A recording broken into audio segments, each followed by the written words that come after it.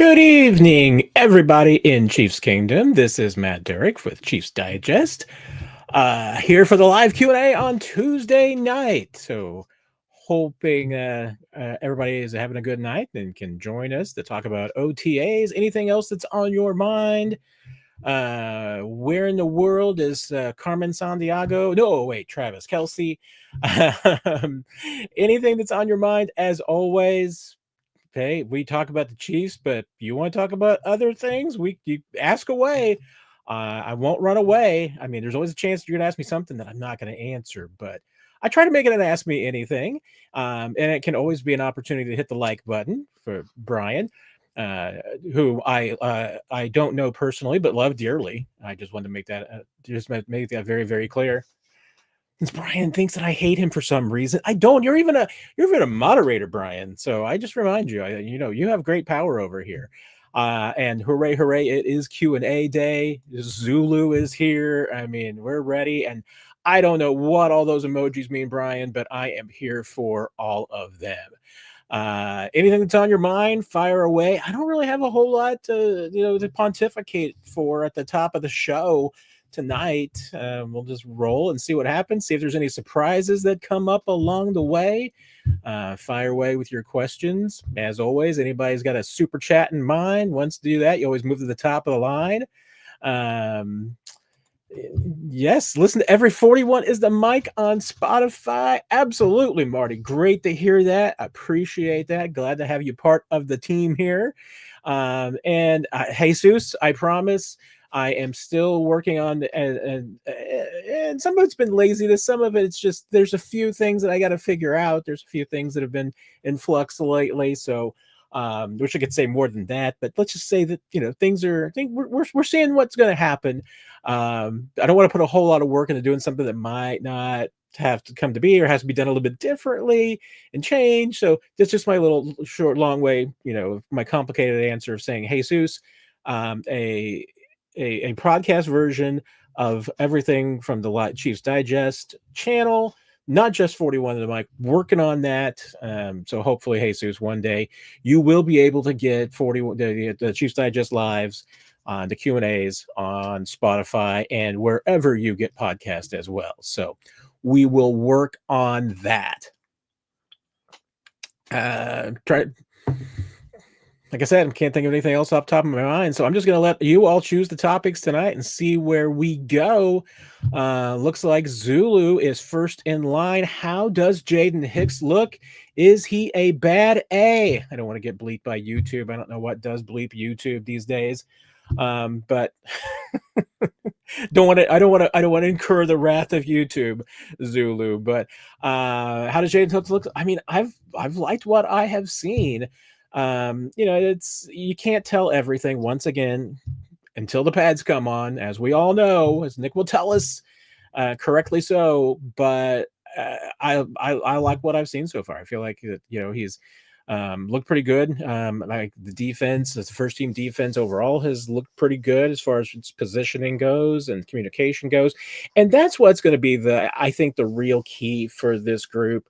And once again, and it's a big reason why being able to bring back Nick Bolton. If you were to lose Nick Bolton and Justin Reed in the same off season, I think that would have been a recipe for disaster for this defense. But keeping Jaden Hicks, keeping Brian Cook, both two loud, communicative guys, I think it's great for this defense. And in Hicks, like I said, I think there's a lot to like. I mean, so much of his game is physical, so you're not going to be able to tell that right now what he can and can't do. I thought it was really interesting, and I can't remember specifically whether it was Spags or Barrett that mentioned it. I feel like it was Spags that said that felt like Jaden Hicks was probably their best free safety, and I think he's their best strong safety as well. So if you think that Jaden Hicks is your best at two different positions, that says a lot. And I don't think there's any doubt. I mean, you can put Jaden Hicks anywhere on the field and you're going to get some good football out of him. We'll see the whole story, once we get, consistent practices, back-to-back days. I mean, we're going off of 2 OTAs right here, but I've seen everything that I need to see from Jaden Hicks. And, that goes back to even last year. So we'll see what happens when the pads come on. I think you're still going to get the same old Jaden Hicks physicality. I think you're going to see him becoming a communicative leader of that secondary. Having him and Brian Cook together, I think, is going to be a pretty good teaming. We'll just see if, I asked Dave Merritt about Brian Cook and if he thought that he showed any rust last year coming back from the ankle injury, and he pretty much dismissed that and felt like that Brian Cook was fine and played pretty well. I think they're just looking for more out of Brian Cook this year. I think more snaps, more work. Maybe that's just going to be part of the equation, but I think he and Cook are going to have a good pairing. And clearly, if they're comfortable enough that Jaden Hicks can play either of those positions and move around and not just be a box safety, but can be on the back end too on occasion if needed. I think his communication skills and his leadership are going to be big for this team going forward. So we'll see how all in plays. But Zulu, I have liked what I've seen so far. Chris, did you know that during the Middle Ages, the Italians created a version of football called Calcio Storico? Hope I'm pronouncing that correctly. The 25 season is about to start with some players getting furloughs from jail to play. I did not know that. I'm assuming there's a joke that I'm just not getting, Chris, but okay. Hey, sounds like football to me. Zulu coming back with number 2. Will Joshua Williams make the team and beat out Nazeeh Johnson? I don't necessarily think it's an either or. I was talking with Chris Clark over at Locked On Chiefs earlier today about the roster jam at cornerback. And I mean, I think you got 3 guys for sure making the team and Trent McDuffie, Christian Fulton, and Jalen Watson. I mean, Jalen's been the most consistent out of that group, outside of Trent McDuffie, out of the corners in the Fab Five. Jalen Watson's been most consistent, even with the injuries as he had to play through. Still are excited and loving the idea that if you can ever get a healthy Jalen Watson, he might look like over an entire season. I think you cross your fingers on that one. About what that kid could mean to the secondary if he could be healthy an entire season, but you get those 3 there. I mean, I think Josh Williams and Nazeeh Johnson are the next 2 guys up, and Noel Williams makes this team. He could be the 6th corner. I mean, I think ideally the Chiefs would keep 10 defensive backs. In an ideal world, it'd be 5 and 5, but 6 and 4 has been pretty consistent. And I think with the way that this group is constituted, I think 6 corners makes a lot of sense. So I mean, Joshua Williams and Nazeeh Johnson right now would be in my top 6. So I don't think it's one or the other. It's just, who else can kind of jump in there. But there's no doubt. I mean, these guys need to show more consistency, and this is a contract year for both of them, along with Jalen Watson. They all need to show something, and right now, I mean, Jalen Watson would be the guy that would be paid the most, I think, on a free agent deal. At the end of the season, maybe is possibly going somewhere else. I mean, I think that's one of the reasons why Christian Fulton was signed, is that the Chiefs feel like that he is been a more consistent player than Jalen Watson, and they're expecting that, hey, Jalen may be going elsewhere next year. Christian Fulton is kind of maybe your Jalen Watson replacement for both now and in the future. But if you got both him and Jalen Watson this year, that's great. If you're able to keep Jalen Watson because he's earned an opportunity to stay with this team, that's great. But I don't necessarily think with Will Williams and Nazeeh that it's an either or. I mean, I think both of them could make this team. I think Noel Williams, I would have him more in like a 90-95% category right now. Very likely to make this team, but anytime you hear about cornerbacks swimming a little bit, and and it wasn't during the portion of OTAs that we were out there the other day. It was after we were the media was moved inside, but Matt McMullen with the Chiefs noted that Noel Williams had an interception on a day that that Steve Spagnuolo and Dave Merritt said wasn't a very good day for him. So that was at least an encouraging end for him. But there's going to be some competition, and I mean, I fully expect. I think Josh Williams and Nazeeh Johnson will make this team. I mean, I would put them in probably like a 70% category. Doesn't mean they can't be beaten out. Doesn't mean that at all, but they at least have the lead right now. JCP 4000 with the super chat. Thank you, JCP. Greatly appreciate that. And you moved to the front of the line. Any UDFAs standing out? Of the ones that do stand out, who do you think has the best chance of making this roster? Question comes up quite a bit, JCP. It's a great question. And I mean, number one with the bullet for the most part has been Jake Breeningstool, the tight end from Clemson, 6'6", 240, good size, long arms, and so far has been doing everything right and great. I mean, he uses his arms and his hands and his size the right way, uses his body well to shield off defenders and get to the ball. Made a great catch last week with Nick Bolton in coverage. That honestly, Nick Bolton had some of the best coverage I've ever seen from Nick Bolton. And Breeningstool just used his size and athleticism in his arms to just beat out Nick Bolton. I mean, like I said, Nick did nothing wrong in the coverage. He did really, really well. Breeningstool just beat him. And that was impressive. Number two, I think you probably have at this point on the list would be Eddie Chaplitsky, the punter from USC, Ray Guy winner, brought in to compete with Matt Araiza. I will be interested. Last year, they had Ryan Reckow in camp and decided that Araiza was going to be the guy pretty quickly because they let go of Reckow right after the minicamp, and he got picked up by Cincinnati and obviously had a really good year too.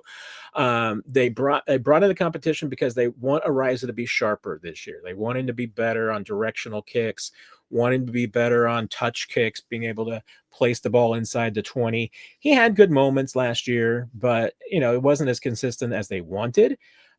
He was everything that they hoped for and more in a holder. That was the one thing that they were concerned about, and yet he was holder extraordinaire last year. That was no problem. But Chaplitsky's, also a pretty good holder. Hasn't had any problems that I've seen so far between rookie minicamp and OTAs, and he has got a leg as well, and he's got some touch. So this is a real competitor, like Dave Tobe said. And I still think that a lot of what you saw from Matt Araiza last year was just simply rust. I've talked to him, and I'm really impressed with the way that he talks about punting. He sounds exactly like Harrison Butker. I mean, he just talks the talk. Talks about punting very scientifically and artistically. I mean, he's not just talking about, going out there and punting and saying, oh, if I need to touch punt it, it's at 75% this. No, I mean, he's thinking and talking about, making those decisions about what punt he's going to do. Hey, is it going to be a pooch? Is it going to be a spin? What's he going to do? Where's he going to drop it? All of these things.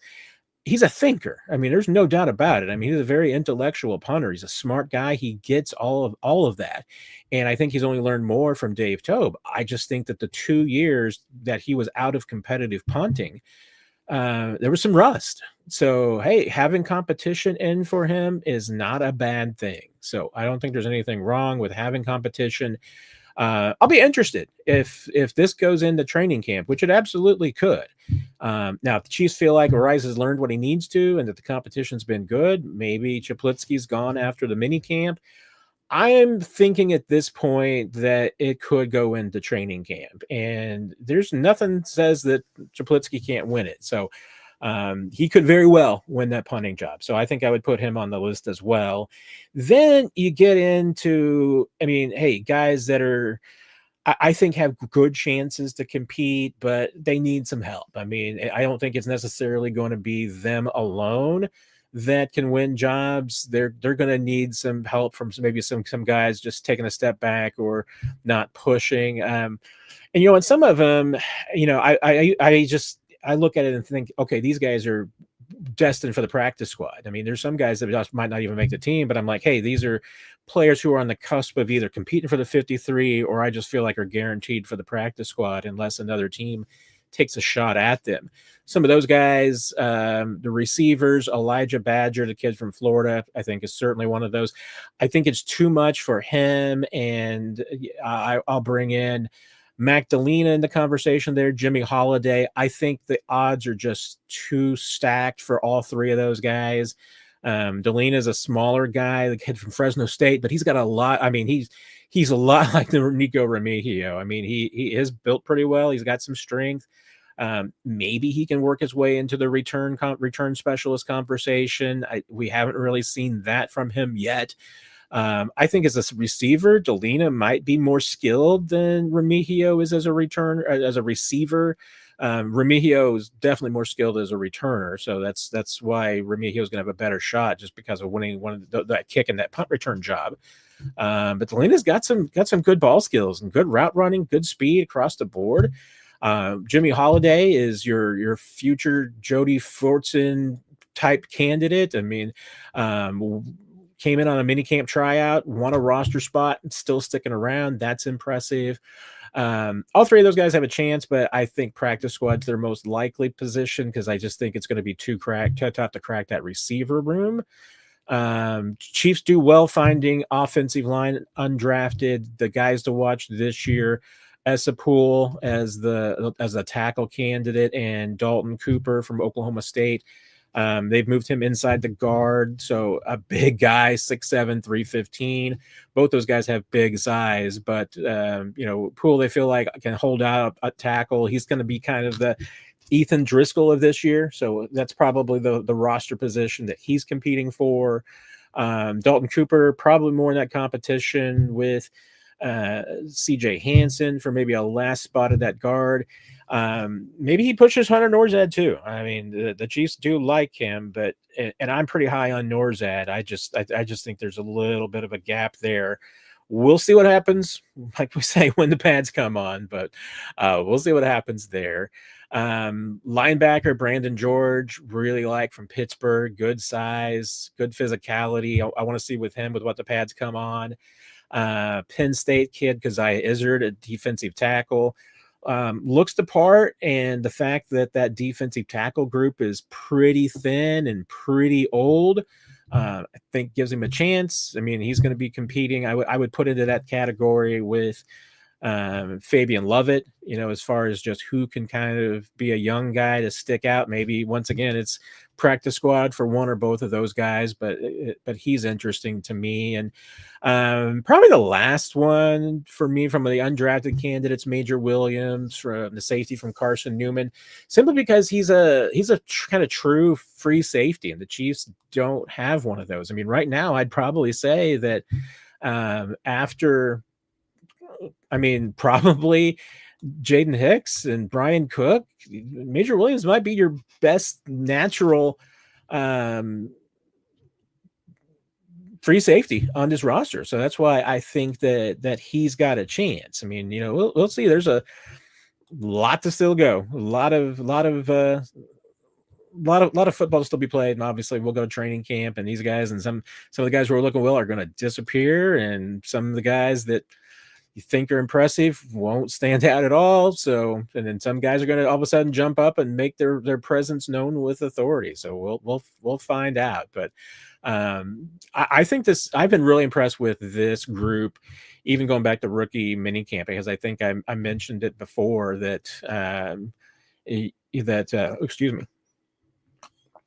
I think I mentioned it before that I thought that the undrafted class this year, I mean, by and large, I mean, everybody kind of stood out. Nothing. I think that there's a chance that this undrafted rookie class could make some reports. It could make some noise and everything. Your second question, JCP, about Quaylon Jones making any noise.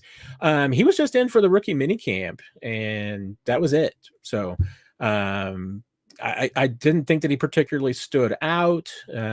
He's not on the 91 right now. Could come back, you never know. But I didn't think that he particularly stood out. I don't think he's with another team right now. So that's why, I mean, there's always, I think, the prospect that he could always come back, but just in here for the rookie minicamp and not on the 91 right now. So, and I say 91 because they do have that roster exemption for the international player for Chu Godric.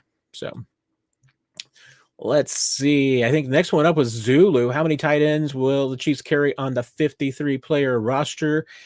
And that's going to be the magical question, because there are going to be some really tough decisions to make, because you're starting with the offensive line. I mean, are you going to keep 9 or 10? I think the Chiefs are probably going to be in a position where they need to keep 10 offensive linemen, just because they've got a lot of questions and they've got some decent talent. They could keep 10 offensive linemen and it not include any of the undrafted guys that I talked about right now. I mean, especially if you've got like an Ethan Driscoll that sticks and beats out Essa Pole.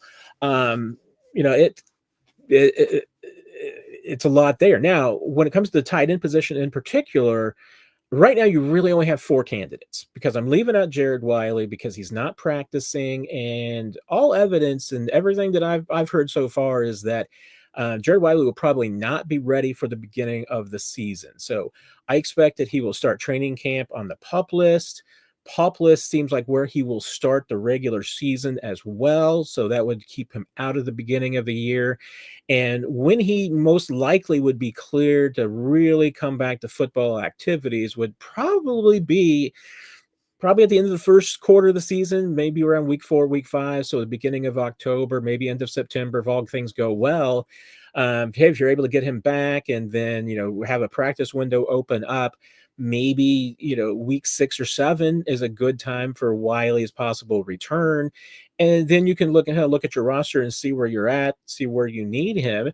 We'll see if you have injuries, anything that's happened at that point. I mean, let's face it, Travis Kelce, Noah Gray will be 2 of your tight ends. Question is, are you going to be able to keep 3 or 4? And who will those 3 or 4 be? One, your 2 options are Jake Brainingstool and Robert Tonyan. And both those guys have looked good. Tonyan, and, the other day and last week's OTA, it was 12 personnel day. So Tonyan was the star of the day. He, I think, caught more passes than just about anybody. There were some things that were designed for the tight end that he made most of. There were some check down opportunities that he made the most of, some down the field throws. Now, when they were throwing downfield, Brainingstool was more of a candidate. Noah Gray was typical. I mean, a lot of stuff was going to Noah Gray, but Tonyan made the most of his opportunities last week. Brainingstool, at least in the 2 practices that have been open to the media, hasn't been prolific, but he has been efficient and he's done everything right. I mean, any ball that's come to him, he's gotten his hands on it, he's put it away. That's what you got to do. I mean, I feel like between just the youth, age, experience, all of those factors going into it, the intangibles, I feel like Brainingstool would be the better choice right now. So I would give him the edge for that 3rd spot. Tunyan's a really close 4th. And if you feel like you really need the experience, maybe Tunyan's the guy that you go with. There is some expectations within the Chiefs that Brainingstool may have a little bit more upside as a blocker, that maybe he's a little bit more experienced and, talented in that than maybe some of the other guys that they've had come through here. Again, once the pads come on, we'll see how he does. I'll definitely be interested in those one-on-ones when you've got one-on-one blocking day for the running backs and the tight ends and all those guys. I will definitely want to see how both Tonyan and Brainingstool hold up in those drills, because I think it's going to go a long way towards determining who is that number 3 tight end. You definitely need somebody who's a better blocker, because that's not the skill set of Kelce and Gray. Neither one of them are great blockers. So you'd like for that 3rd tight end to be a pretty good blocker. Tunyan's okay, but I mean, if Brainingstool can match him, I think that just boosts Brainingstool even more. So we'll see what happens, but that's kind of at least how I see it standing out right now. Aaron, can you explain what the 92 percenters mean? 92%. We brought this up on 41 is the mic, which I'm assuming that's where it comes from. That is from the New Heights podcast, with what they refer to their fans, going back to the famous quote about the tush push with Jason Kelce, and that, it works every time, 92% of the time. That's where that came from, and why there was a brief, possibility, brief, campaign that maybe all of you who are fans of 41 is the mic and fans of Chiefs Digest here, maybe you should be the Spiders after Nick's experience with the spider a couple of weeks ago during the 41 is the mic. Nick is not a big fan of the spiders. He wants to put that chapter behind him, and I can understand why, because I mean, I'm not a huge fan of spiders myself. I mean, I'm much more fearful of snakes. So that would be my problem. If there was a snake right here in my office during the podcast, I would be out of here in a heartbeat, and you would just have a camera on my wall as my house starts to burn down, because I would have to set it on fire. So, yeah, not that bad with spiders for Nick, but I think he's ready to move on to the next chapter. And Aaron, your follow-up question, any update on Jalen Royals' injury? I've tried to get anything out. Everybody's been pretty tight so far. I'll be interested to see when and if the Chiefs get some photos and everything out of today's OTA practice. If we see Jalen out there in any role, our day will be Thursday. So that's the first opportunity that we're going to have to be able to put our eyes on Jalen Royals and see how he is doing. If I find out before that, you will learn it, whether it's at ChiefsDigest.com, social media. But if it's anything significant with Jalen Royals, you'll definitely hear it from me on the YouTube channel, because we'll do a little special discussion of that and just what's going on. But at this point, the suggestion has been no news is good news, so I would take it with that at this point. And if it is anything significant, remember, and by significant, you're talking about something that would limit him for a few weeks. If that's the case, I mean, now's the time, because you got a few weeks before training camp, plenty of time to get that thing settled down, whatever it is, and hopefully get him back to 100%. But so far, no news, I would say, is good news on the Jalen Royals injury. Scott next up with a couple of questions, and first one is about the guy Elijah Mitchell and Nick Chubbs. Now that we've seen them both with similar contracts, which running back would you prefer? I mean, I think the better fit for the Chiefs is Elijah Mitchell. I mean, I kind of feel like at this point, with Chubbs and his injury as well, that, I think you already have Nick Chubb. I mean, I think you got Kareem Hunt, and that's not saying that Chubb may have a lot more of an upside, because he is a little bit younger, fewer miles on those legs. Mitchell has been pretty consistently injured. Chubb's not, consistently, but coming off an injury. I just feel like I don't know that he gives you anything that you don't already have, and some guys like Kareem and Isaiah Pacheco. I mean, I think he's a hard runner, and you've got a couple of guys who are really hard runners. The reason you go out and you get Elijah Mitchell is that you don't have a burner. You don't have a guy with a ton of speed and a ton of athleticism who can give you a little lightning. You got a lot of thunder. You just don't have any lightning. Now, Brashard Smith also brings lightning, so you've added two of those guys now. Now, you didn't have Brashard Smith when you signed Elijah Mitchell, which is why I still think that deal makes sense. And even from a number standpoint, I think it makes sense. But, I keep saying, you go back to 2018 in particular, and that first half of 2018 with Mahomes, with the weapons that he had then, including Kareem Hunt. The Kareem Hunt piece was what made that offense incredibly special, because Mahomes had Tyreek Hill, and he had Travis Kelce, and he had Sammy Watkins for 2019, and the offense wasn't as good as 2018. Now, I will agree, yes, in 2018, the defense forced that offense to be as good as it is, and so, I mean, but there's two different ways to measure that, and to me, the brilliance of the 2018 offense when they had Kareem Hunt, it wasn't about the ability to put up a bunch of points and for Mahomes to be throwing for 5,000 yards and 50 touchdowns. It was the fact that when they had Kareem Hunt on the field, they were averaging 7 yards a play.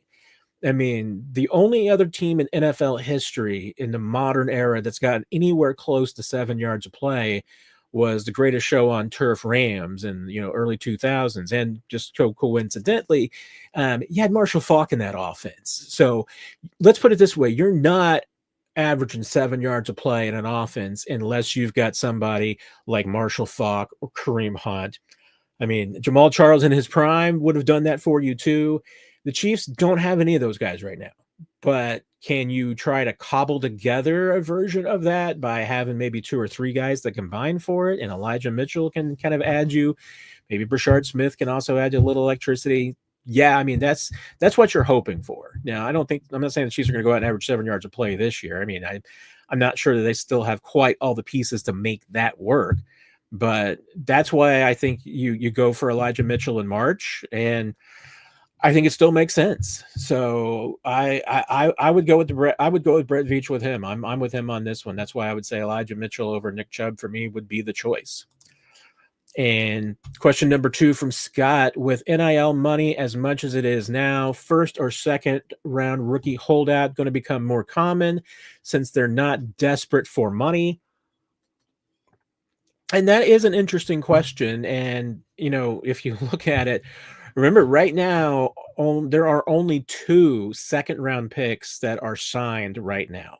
And both of them were the first 2 picks in the second round, and both of them got guaranteed money. Sorry, I had to hit the cough button there. And everybody in the first round has guaranteed money. That's the next trend that agents are trying to push for, and they've got that leverage now, like you said, Scott, because these second round picks are not coming into the league cash poor. They're coming in with a little money. So yeah, I think it goes beyond that. I mean, let's see what happens this year. I mean, right now, of the 32 second round picks, 2 of them are signed. It's the first 2 picks, which means the first 34 picks in the draft are all signed, all have guaranteed money. And now the next 30 picks are all unsigned. And then after that, almost every pick beyond the third round is signed. There might be 1 or 2. I didn't look all the way down the list earlier when I was checking that out. Let me see if I still have that tab. Oh, I do still have that tab open. Yeah, there are some unsigned. It looks like every third round pick is signed. There's a few early fourth round picks that are unsigned. Everybody in the 5th, everybody in the 6th, and everybody in the 7th. So outside of that second round, you've just got some early 4th round picks. And again, I'm assuming that it is guarantees, whether it's salary or signing bonus, that's holding up that. And it certainly looks like it's just a handful of players. You've got 1, 2, 3, 4, 5, 6 out of 10 players in one stretch of the 4th round is what's unsigned there. You got to figure that one of those players is going to sign, and then the rest will follow. But right now, I mean, all the evidence is that everybody in the second round is holding out for 100% guaranteed money. The 2 guys at the top, Carson Schweschinger and Jaden Higgins, have both signed deals, and they both got 100% guaranteed. So, like I said, those first 34 picks are all signed. It's the next 30 that are all unsigned, and that includes Ashton Gelati. Omar Norman Lott. Ashton Gelati is, at the top of the 4th round, and he has signed. So that one is done. Darius Alexander with the Giants was one of the last 3rd round picks. He went in front of Ashton Gelati. So we don't know of his contract terms yet to know how much, if any of it, was guaranteed. I mean, obviously there's a signing bonus that's guaranteed, but we'll see how much else. But Omar Norman Lott is entirely part of that group that's unsigned. I don't know of any of the 2nd round picks that aren't in a camp. Omar Norman Lott's been working out with the Chiefs. He's been at OTA, so that's not holding him back. Could get to training camp, which is when it would become a holdout situation potentially. But I got to figure it's going to get done. I mean, somebody will break at some point, whether it's a team that goes ahead and they just okay, we're going to start signing 2nd round draft picks to guaranteed money. But that's the way it's going to be, because like you said, Scott, eventually, with the way that it is now and with the settlement in the House case, I think even 3rd and 4th round players are going to be coming into the league with a little bit of cash in their pocket. And so they're going to, yes, eventually every 2nd round pick is going to be guaranteed. And then once that happens, the agents are going to be trying to push for getting all the 3rd round money guaranteed. And then it'll be the 4th. And eventually, right now, the way that the NFL works is that there are there are undrafted free agents who are getting more guaranteed money than 7th round picks. So that's, once again gets into that kind of the up down crazy world of NFL contracts. And we're getting, before the slotting system, changed everything and really altered the way that NFL contracts were structured for rookies. I mean, now the only thing that you can really negotiate is guaranteed money. And now that agents have some leverage for their players, they're going to try and get them all guaranteed money as much as they can. And when you've got undrafted players getting a few $100,000, sometimes 500,000 plus in guaranteed money, and you don't have that kind of guarantees for 7th round, maybe even some 6th round players, then yeah, I mean, agents are going to try and take whatever leverage they can. So, I mean, I fully expect that, 10 years from now, especially when the next CBA comes along, you may end up with every draft pick's got guaranteed money. So it's coming. It's just a matter of time. Ethan, how much longer do you think Mitchell Schwartz and Eric Fisher could have played if they didn't get injured in the 2019 season? Ooh, really good question, Ethan. Let's see how old were those guys? That's the key. I mean, I know that Mitch wanted to play beyond when he did. I mean, it was just his back was not going to let him play any further. Let me pull that up and see where they both were.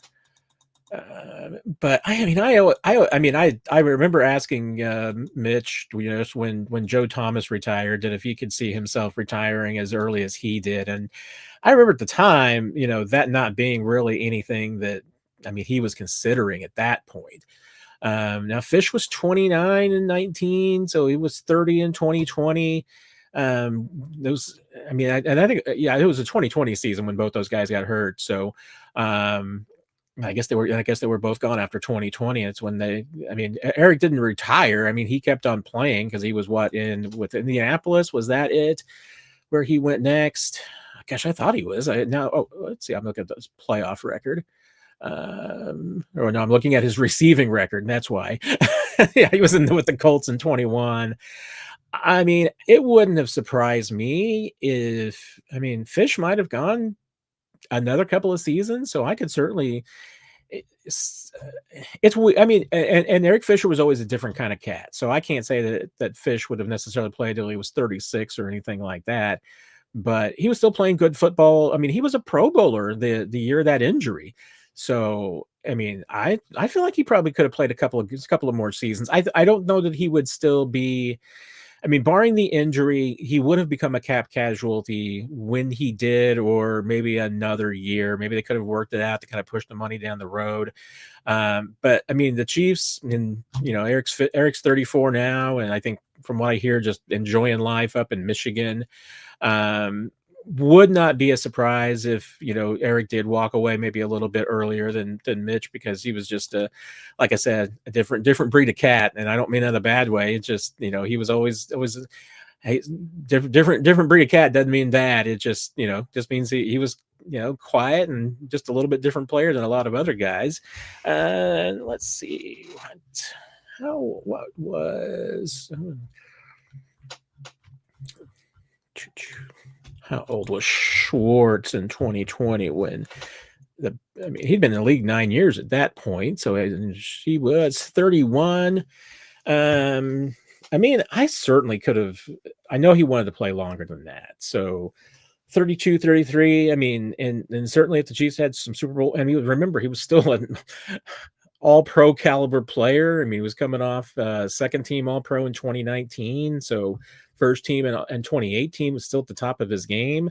I always got the sense that he would not have obviously necessarily walked away as early as Joe Thomas, but I always got the sense that maybe, that Mitch would have walked away. I don't think I don't think he would have gone until 36, but hey, another 3 or 4 seasons, if his back would have allowed him, I think Mitch would have done it, because I know he enjoyed being around the team, being with the club. Now, if he was still a cap casualty and the Chiefs moved on, I don't think that they would have moved on from Mitch with barring the injury. I think that was absolutely, what caused the Chiefs to move on, because they just knew that the back was not there, and Mitch knew the back wasn't going to be was probably not going to get there too. So, and I don't know if Mitch. I mean, I know how much he appreciated being in Kansas City, and it didn't mean he didn't enjoy his time in Cleveland, because I know that he did. I mean, he had a lot of great friendships and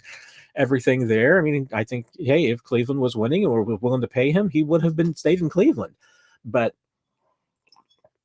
I think he appreciated Kansas City, and that would have been one of those situations where if it got to a point where it was Kansas City or somewhere else, maybe that would have prompted him to leave the game a little bit earlier. But no doubt, Ethan. I mean, I think both those guys could have played at least 2 or 3 more seasons were it not for the injuries that popped up and got them when they did. Marked safe from spiders. That's what we all need, Julia Gulia. Absolutely. So good note there. Aaron also with the question, how did the Chiefs O-line prepare for the speed rush with no speed rushers on the team? I mean, I don't know if I would completely say that they don't have any speed rushers, because I mean, Chris Jones, when he lines up outside, pretty fast. So, I mean, I know he's got a lot of power too, but Chris is pretty fast. I mean, you look at his get off time and his speed and his numbers, and I know he's up there in age too, but he's still one of the best. So, I think that they do get tested with Chris. I mean, I think Ashton Gelati and George Karlaftis both have decent speed, and Gelati probably even more so. I think Gelati's going to be a lot faster, so that should be help there too.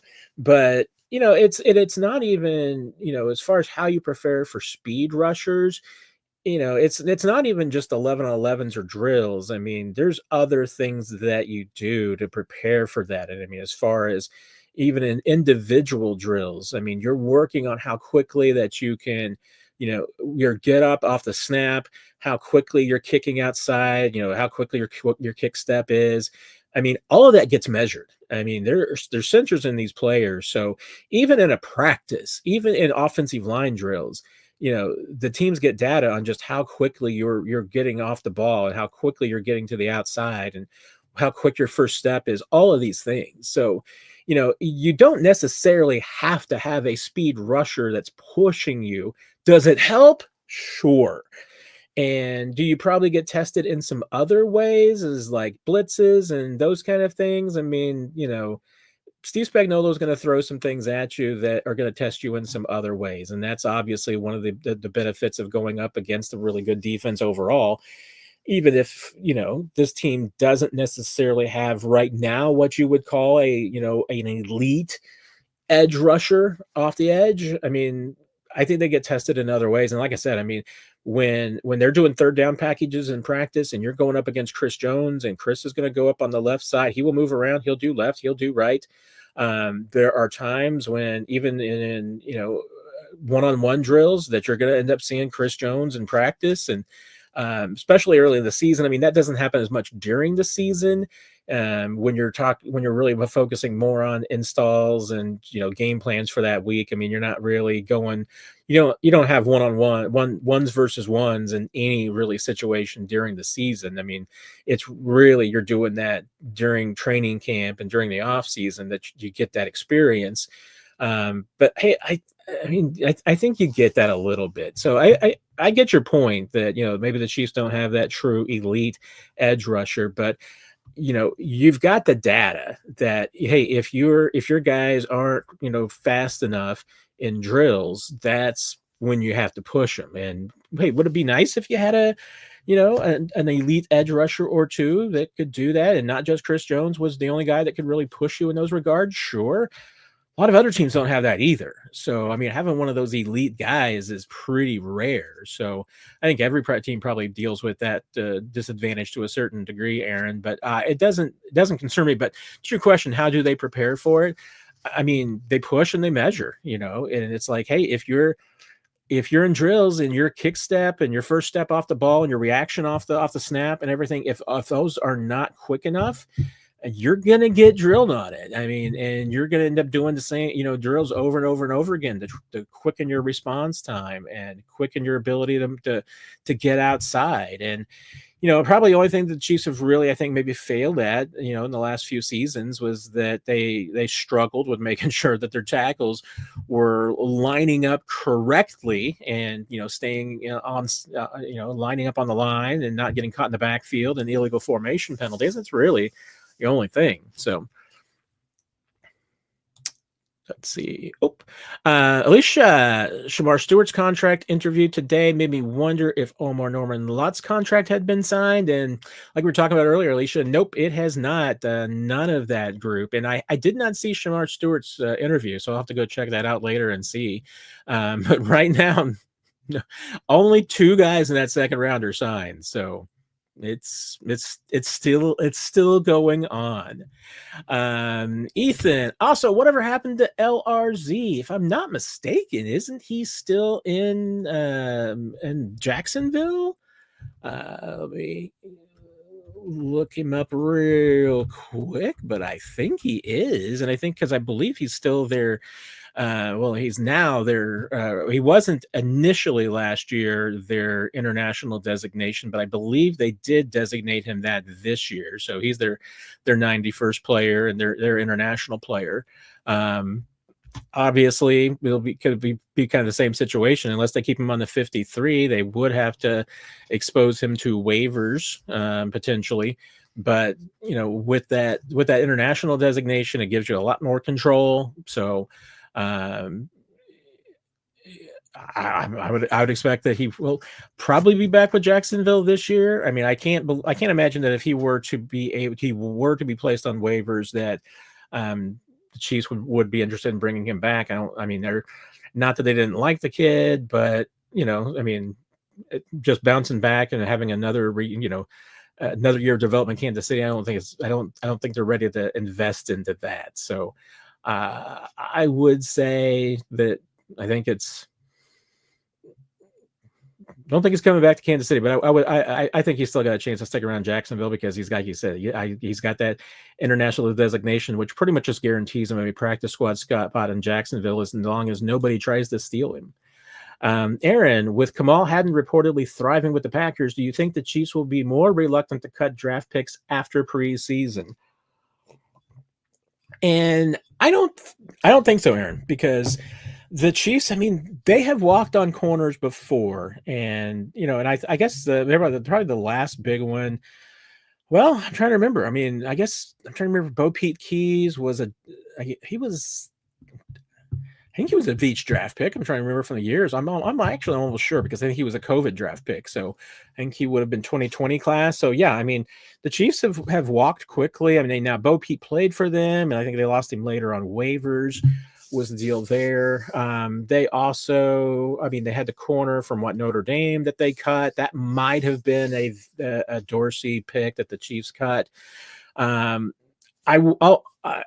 I've always kind of danced around this question with Kamal Hadden, and maybe his experience in Kansas City changed things, but Kamal Hadden's play was not the number one reason why he no longer in Kansas City. It was just that he didn't fit in with the culture, and that can sometimes happen. And let's just put it this way, is that if you come into the NFL and you think you've made it and you think you've earned something, you're not going to fit in Kansas City. That's just not going to fly. And if it took getting waived in Kansas City for him to maybe fit in better with another team, or maybe there was another team better equipped or willing to kind of handle it, great for him.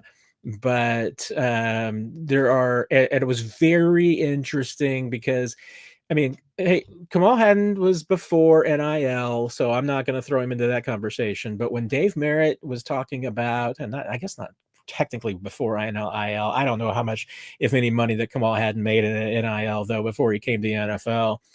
But when Dave Merritt was talking last week, he got on the soapbox about NIL and was talking about, the Chiefs have had some players who have come in and kind of thought that they owned the place and that there were some entitlements and everything. I had a couple of names going through my mind, and that's all I will say about the connection that you want to connect some dots there. But I don't think I know it was not entirely a football decision there. So Chiefs want to have the right 53. So probably all I should say there.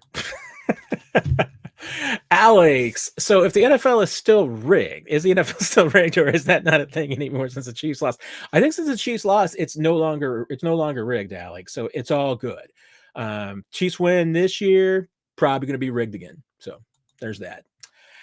You follow up when you were listening to 810 KC Sports on your way to Utah for work. Heard Adam Teicher say that he thinks there's a 50 to 70% chance he thinks Simmons will start week 1. And that's, I mean, I'm not going to lie. I mean, my percentage is lower. I think, trying to remember, because I had a fairly similar conversation with Jason Anderson on 810 last week, and I think I had gotten up to 30%. I mean, and I think that anywhere, honestly, from 30 to 80% might be the right range right now. And based on the information that we have, which is still very limited, because we haven't seen him in, really a full go practice. OTAs are not full go. They're not 100% speed, might not even be, they might be more like 80% speed. There's a long way to go.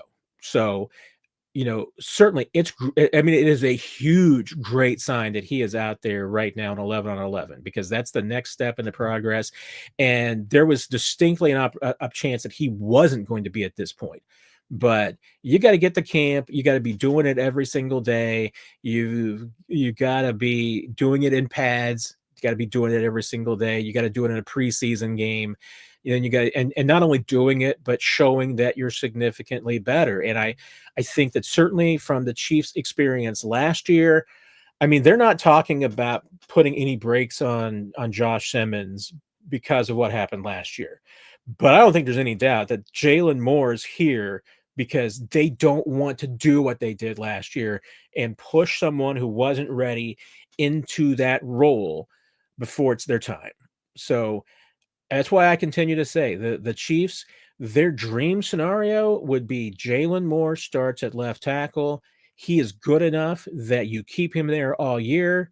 You win a Super Bowl, and in 2026, he moves to right tackle. Jawan Taylor's gone after a cap casualty. Josh Simmons steps into the left side, and he's your decade-long left tackle and your franchise guy for the rest of Patrick Mahomes' career. Doesn't mean that's going to happen. I mean, it could. Maybe it won't. Jalen Moore might flame out. Jalen Moore might be seriously hurt. We didn't get a really update about why he was not. Andy Reid wasn't available last week.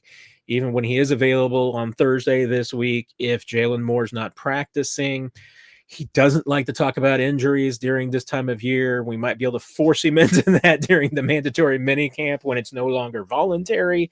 But since the teams aren't required to talk about injuries, and Andy does not like to get into it this time of year. So we'll see. But I mean, 50 to 70%. I mean, and I'm glad. I mean, I did not hear Adam say that. I am banking 100% on your hearing it, Alex, and assuming that that's reported correctly. Have no reason to believe that it's not.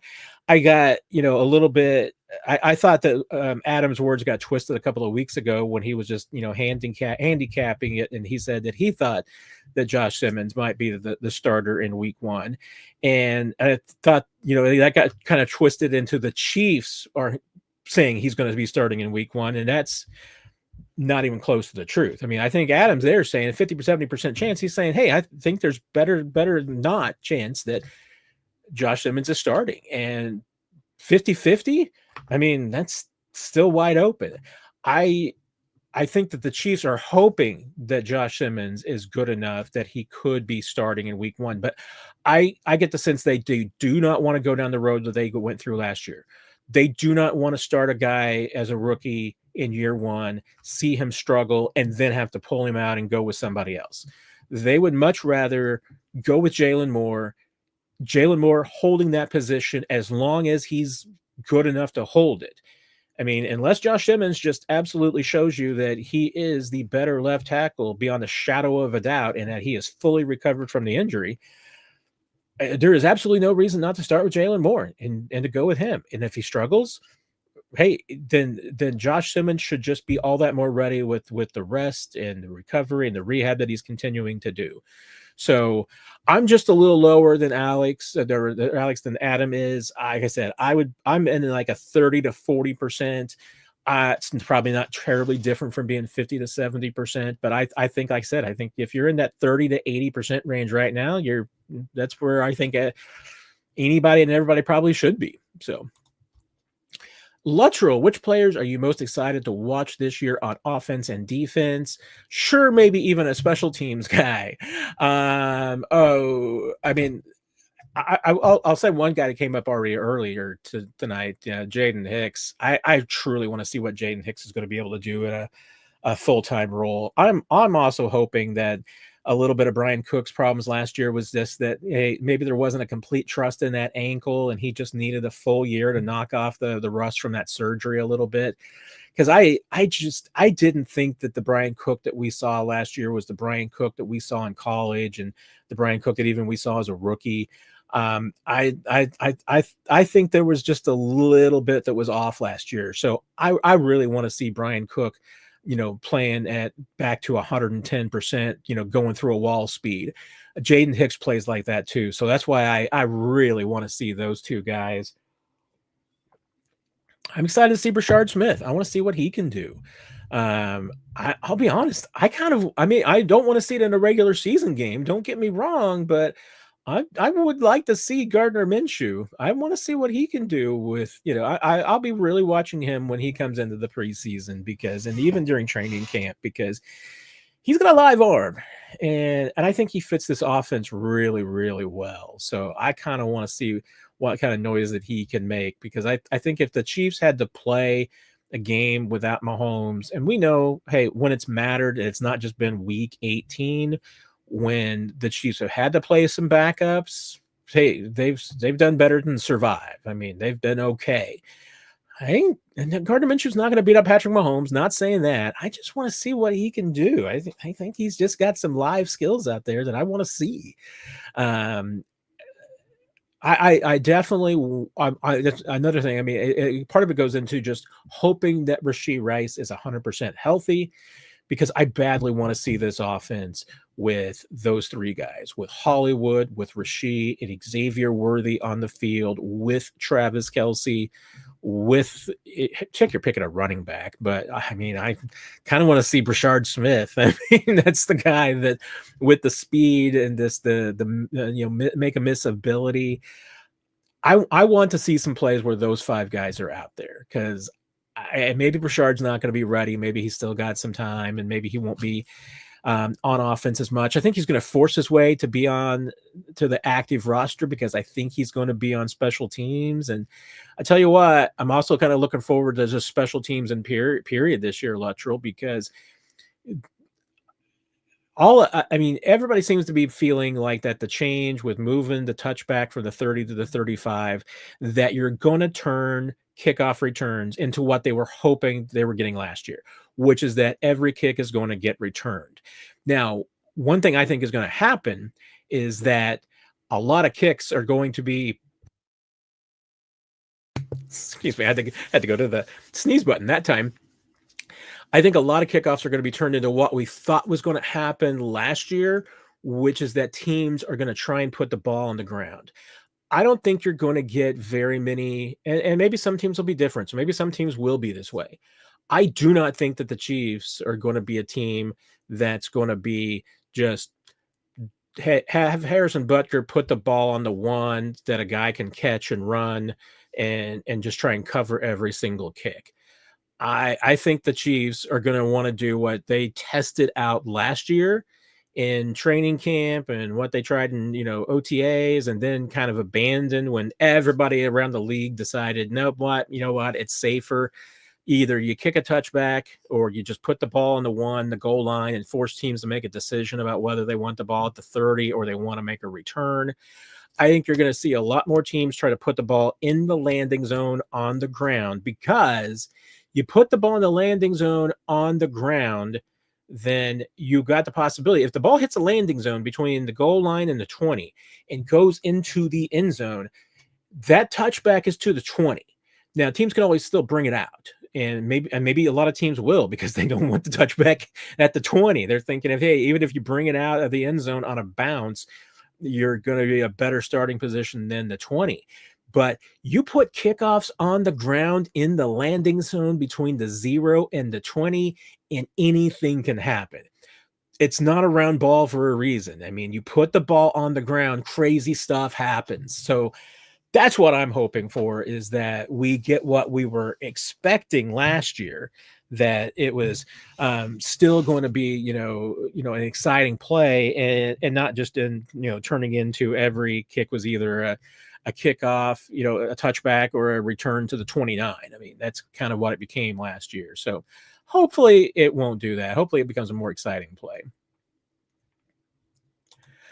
Jacob, since Tyreek left, Mahomes has been as good at the deep ball. Was it Tyreek the whole time?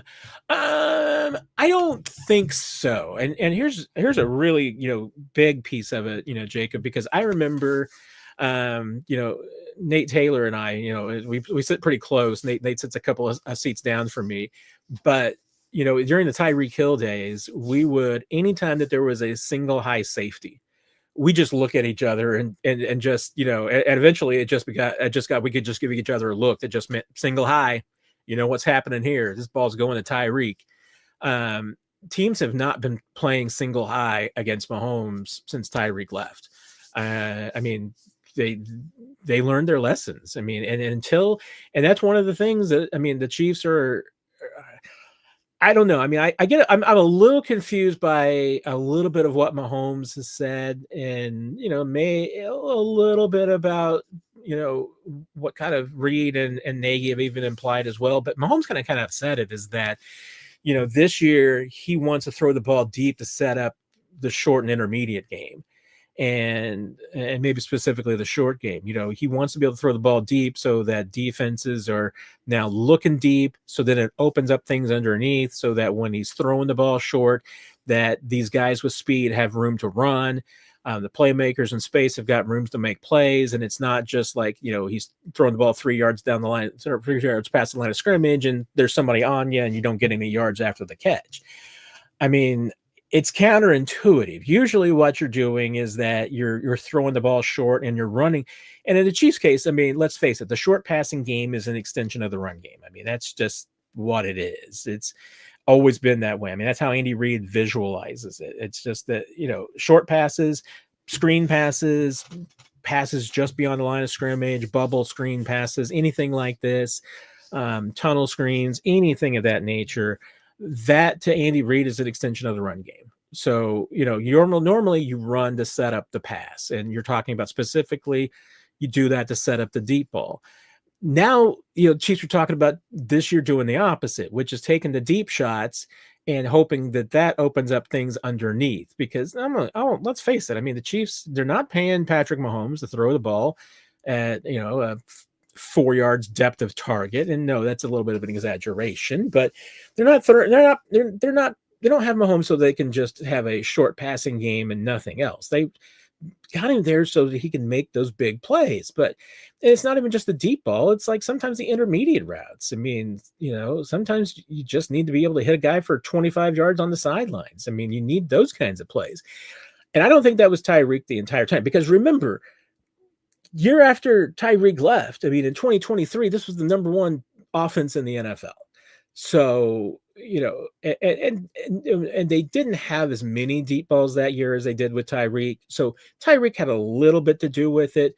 But again, I mean, the big reason why is just been that over the years, and this even was happening during the Tyreek era, but year by year, teams just started showing Mahomes fewer and fewer single high safety looks, to the point that now he either doesn't see them, or there are occasions that he does get a single high safety look, but he doesn't trust it. And I think that's a little bit of what Brett Veach was talking about when he said that, teams are, Patrick has seen so much that maybe he thinks the teams are doing things against him that they're not even doing anymore. And I had to go back and look at the stats and see for sure, just like how many single highs that he saw last year. But that was where the majority of the big plays, especially the Tyreek, came from. It was when, you had a corner one-on-one on Tyreek.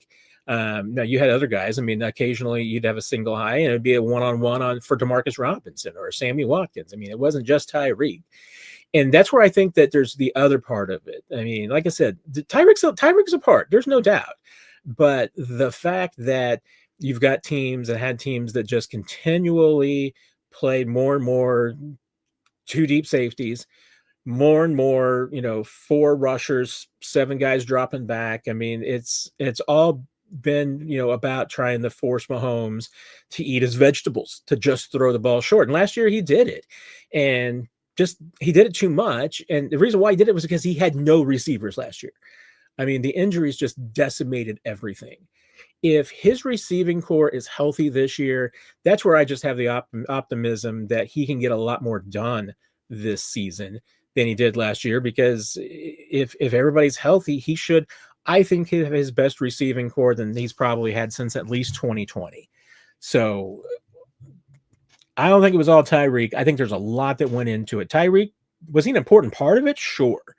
But I think there's a lot more to it. And like I said, I mean, I think there's even some of it that, alluding to Veach's comment, that I feel like that the Chiefs think that by kind of maybe rebooting and resetting Mahomes a little bit and just changing his mindset about what he's trying to do and maybe take the reins off of him a little bit, I think they're willing to take some chances if it means just pushing the ball a little bit further and farther down the field. And, just try and, I mean, there were times last year, obviously, that they moved the ball effectively. They did. I mean, it's just that it wasn't consistent.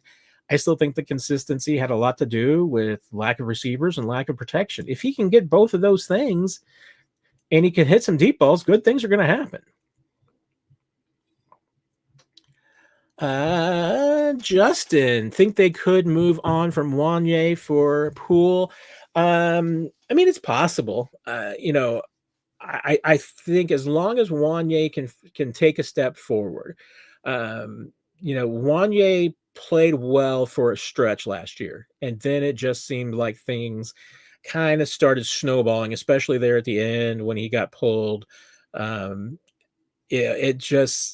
He wasn't bad at times last year. I mean, I thought he was at least replacement level, maybe even a little better than that at some times. So I can't completely throw Wanye under the bus. There's no doubt that by the end, I mean, things just started snowballing to the point where the Chiefs had no choice but to move on. If he can take steps forward, if he can progress and be better than he was a year ago, then he's still got a place on this team. I mean, especially because he's a guy that's got flexibility. He can play left and right side. He's somewhat proven in the NFL. He's seen it. We know what he's been in the NFL, and we know that at times he has been like I said, at least a replacement level NFL tackle. Now, he hasn't always been that way, and that's why the Chiefs are kind of in that spot. But if he can continue to develop and show more consistency, then he can hold on to at least the number 3 tackle job or the number 4 tackle job. For Poole, I think it's Poole. I need to confirm that once again, but I think it's Poole. If Poole's going to beat him out, I mean, it's going to be in part because Wanye just didn't improve. Wanye should be better. I mean, certainly as the draft pick that he is versus an undrafted free agent, Wanye should be better. If he's not better than Poole, then that's an indication to me that he's regressed. So, could the Chiefs move on from Wanye? Yes. Could they both make the team? Yes. I'm not ruling that out. I mean, to me, I think it's far more likely for Poole to beat out Ethan Driscoll for maybe a 5th tackle position than to beat out Wanye for a 4th. But we'll see.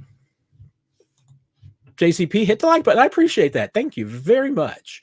Definitely hit the like button, everybody. That not only will help you, get notified if you're not getting notified now, when all of our shows hit, including 41 is the mic and all of the press conferences and everything coming on from the Chiefs, you'll get notified every time it happens, and it helps other people find the show too. So that I really truly appreciate. So yes, hit that like button, subscribe, do all those things. Thank you, JCP.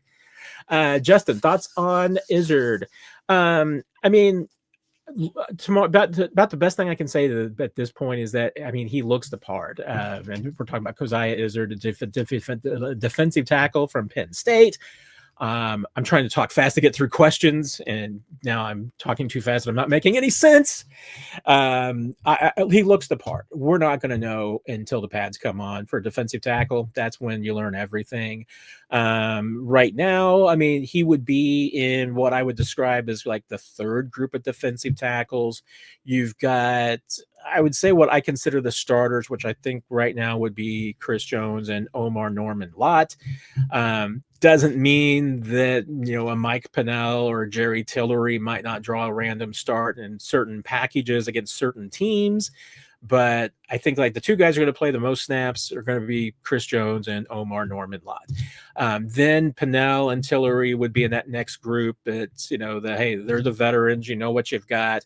We'll have to wait until training camp just to make sure that nobody's lost a half step or anything, but those would be my next group. And then Izzard would be in the kind of the group after that, which, you know, it's going to include a Fabian Lovett coming back for a year or two. It's going to include Marlon Tuipulotu, who spent most of the year last year on the practice squad, but coming in, I mean, there's a few different players in there that could be competing either for a fifth defensive tackle spot or conceivably, I mean, with the money that you're paying Tillery and Mike Pennell, that, hey, if one of those guys has lost half a step, doesn't mean somebody else can't beat them out.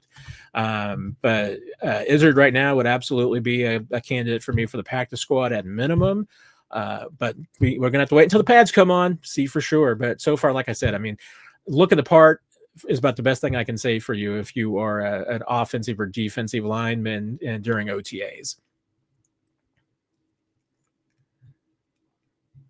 I appreciate you putting the question marks in the next comment on JCP so I can see it. How has Elijah Mitchell looked? Fast. That's the first thing out of my mouth on that one. You can see the speed. I mean, he's definitely got that. He's got some moves. So there's two guys in that backfield that you can tell have elite speed, and that's Elijah Mitchell and Brashard Smith. And Elijah Young, I think, is even faster than advertised. He certainly looks the part of a running back as well. I mean, I'll be interested to see what he does when the pads come on too. But Mitchell is fast. He looks healthy. He looks comfortable. You know, again, we'll see what happens when things get more physical. But the speed is what has been impressive with him so far, and he looks comfortable out there. It doesn't look like there's anything slowing him down or holding him back. Steve, where does Chris Roland Wallace fit into the depth chart as a cornerback or a safety? Great question, because get this a lot about Chris Roland Wallace and Shamari Connor. And I mean, I'll tell you, I mean, Shamari Connor works with the safeties. Chris Roland Wallace works with the corners. That's just what they are. Now, I mentioned that I asked Shamari Connor last year, you know, what does he consider himself? And he said he's a defensive back.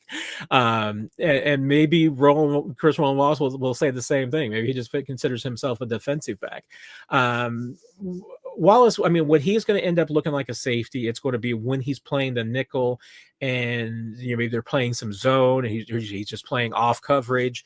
You know, if he's playing up on the line, he obviously is going to look a lot more like a true nickel corner. There are going to be some, I mean, but if he is not in the nickel, where is Chris Roland Wallace? I mean, he would be an outside corner. Now, that's not necessarily his best strength for the Chiefs. And the argument and the point there, I think, would be that, you know, as an outside corner, where does Chris Roland Wallace fit? He might be, you know, in that, certainly in probably the competition and maybe that 4th, 5th, 6th, 7th, 8th type category. Whereas, you know, where does he rank on the depth chart at nickel as far as a slot corner? Probably say 3rd. You would say that after Trent McDuffie and Shamari Connor. Now the Chiefs, I don't think that we're going to end up seeing Trent McDuffie in the slot as much as we anticipated this year. I think we're going to see him some. I don't think it's going to be like it's definitely going to be a majority of the time. And it might not even be a plurality of the time as far as just who gets the most snaps. I mean, Trent McDuffie, and especially if Chris Roland Wallace makes this team, Trent McDuffie might end up third on the team in snaps at slot corner. Just because I think he's the majority of the time going to be on the outside. He is going to kick inside on occasion in certain situations. And maybe if there's injuries or anything that pops up, or there's a specific matchup that week that they like, maybe he'll play more. But I don't think he's going to end up playing as much in the slot as we expect. So I think you're going to see a lot of Shamari Connor there. And a little bit of Chris Roland Wallace. But again, a lot of that's going to depend on whether or not they can find a spot for Roland Wallace on the roster. I think they'll be able to. I mean, with what I think is going to be a breakdown of probably 6 corners and 4 safeties. I think Roland Wallace can fit in there. I mean, he should be. I think he's got a reasonable chance to win one of those spots. And particularly because I think the Chiefs need him. I mean, I think that they need him in that spot. And he is a good special teams player as well, which is what you need for a 5th or a 6th corner. So I like his chances, but yeah, I mean, that's where those two guys fit in, and, you know, where they would be playing and who they work with. And not that, you know, they don't necessarily, I mean, I could certainly imagine, because the Chiefs have done this plenty of times with other players. You know, Dan Sorensen used to, you know, sit in on linebacker meetings just to get a little bit of that taste about what was done and what could help his game when he's playing in the box. Wouldn't surprise me. Shamari Connor, rather, you know, steps into the cornerback room every once in a while. Might surprise me a little bit more if they have Chris Roland Wallace, you know, going into the safety room, but it could certainly happen. And just like, I mean, Leo Chanel spends a lot of time with the defensive line group, and spends extra time outside of practice with Joe Cullen, just trying to become a better on the ball linebacker and a guy that lines up on the line of scrimmage. So you've got guys that like my friend Ryan Tracy says, they're hybrids. They're not tweeners. So both those guys, we're gonna give them the polite term, the compliment, and say that they're hybrids more than they are tweeners. Bobby, who is more likely to be a legit number 1 receiver, Worthy or Rice? I'd go with Worthy. I'm probably going to take the opposite view, Bobby. I'm probably going to go with Rice, and that's somewhat dependent, obviously, on him, you know, getting back to where he was before that injury. Before that injury, Rashee Rice was looking like a 1,500-yard receiver. Now things can change. I mean, defenses get some more film, but I thought it was really significant, one, that defenses had plenty of film on Rashee Rice as a rookie, and nobody was stopping him in the first 3 games of the season last year. I mean, that's when teams should have been able to put the brakes on him, say, okay, we've seen all his tricks. We know what Rashee Rice can do. You know, we're going to shut him down now, and then he's going to have to respond and do things differently and beat the coverages that he's seeing. And he didn't have to worry about that because he was heating everything up in those first 3 games last year. If he can stay healthy and if he can get back to where he was, and for receivers, I mean, it's much easier to get all the way back from a knee injury like that than it is for some players, especially like offensive line, defensive line. That's why I'm going with Rice. I mean, Worthy, I thought, hey, give credit to Xavier Worthy. I mean, I was chief amongst them, raising my hand saying, hey, I don't know how this kid's going to hold up through a 17-game season, as, you know, thin as he is. And turns out he was the only receiver to make it through the 17-game season that this team had. So no longer anybody should question Xavier Worthy's toughness. But Rice, I think, is just too multidimensional. He can do too much. His run after the catch is, I think, better than Worthy's, even though Worthy has better speed. Rice, I think, just has more strength to be able to run through tackles. That was the one thing that was the holdback for Worthy last year, is that he could definitely outrun people, but it just took a finger sometimes to trip him up and get him down. Rashee Rice runs through those, so even though he's not as fast, he's going to run through some tackles. His pass as a running back really, and Brett Veach was the first one to say this to me, was that, that Rashee Rice runs like a running back after he gets the ball in his hands as a receiver. And I think that's why he's so good at yards after contact and yards after the catch. So I think Xavier Worthy doesn't mean he can't be a number 1 too. Maybe he can. But I think that on this team, I think a 1-2 punch of Rashee Rice and Xavier Worthy could be the best wide receiver tandem in the league. And if that's what it ends up being, I mean, if this team this year ends up where Rashee Rice is your number 1 receiver and he does turn into a 1,400-yard receiver, and Xavier Worthy is number 2, and maybe he gives you 900,000 yards, and Hollywood Brown is like, hey, wait, what about me? I've got 700 yards too. This team's probably win another Super Bowl. So it's just whether or not that they can make it all work and keep everybody together.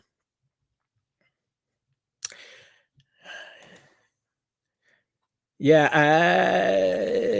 Perry. I was bringing it up because I was trying to remember the name. Oh gosh, who was that Notre Dame corner? I'm sure somebody has already brought up the question here about who that was. Wasn't DiCaprio Boodle, who I don't think DiCaprio. I'm not sure that DiCaprio ever caught on anywhere after he was here. Gosh, who was that? Who am I thinking of? It's going to drive me crazy until I learn whether I just forgot it or I imagined it. Wasn't safety Ukeme, or wasn't he? Ukeme Legwe wasn't he? Was safety. He was a linebacker. I don't know. He was listed as a safety there. Maybe I misread that.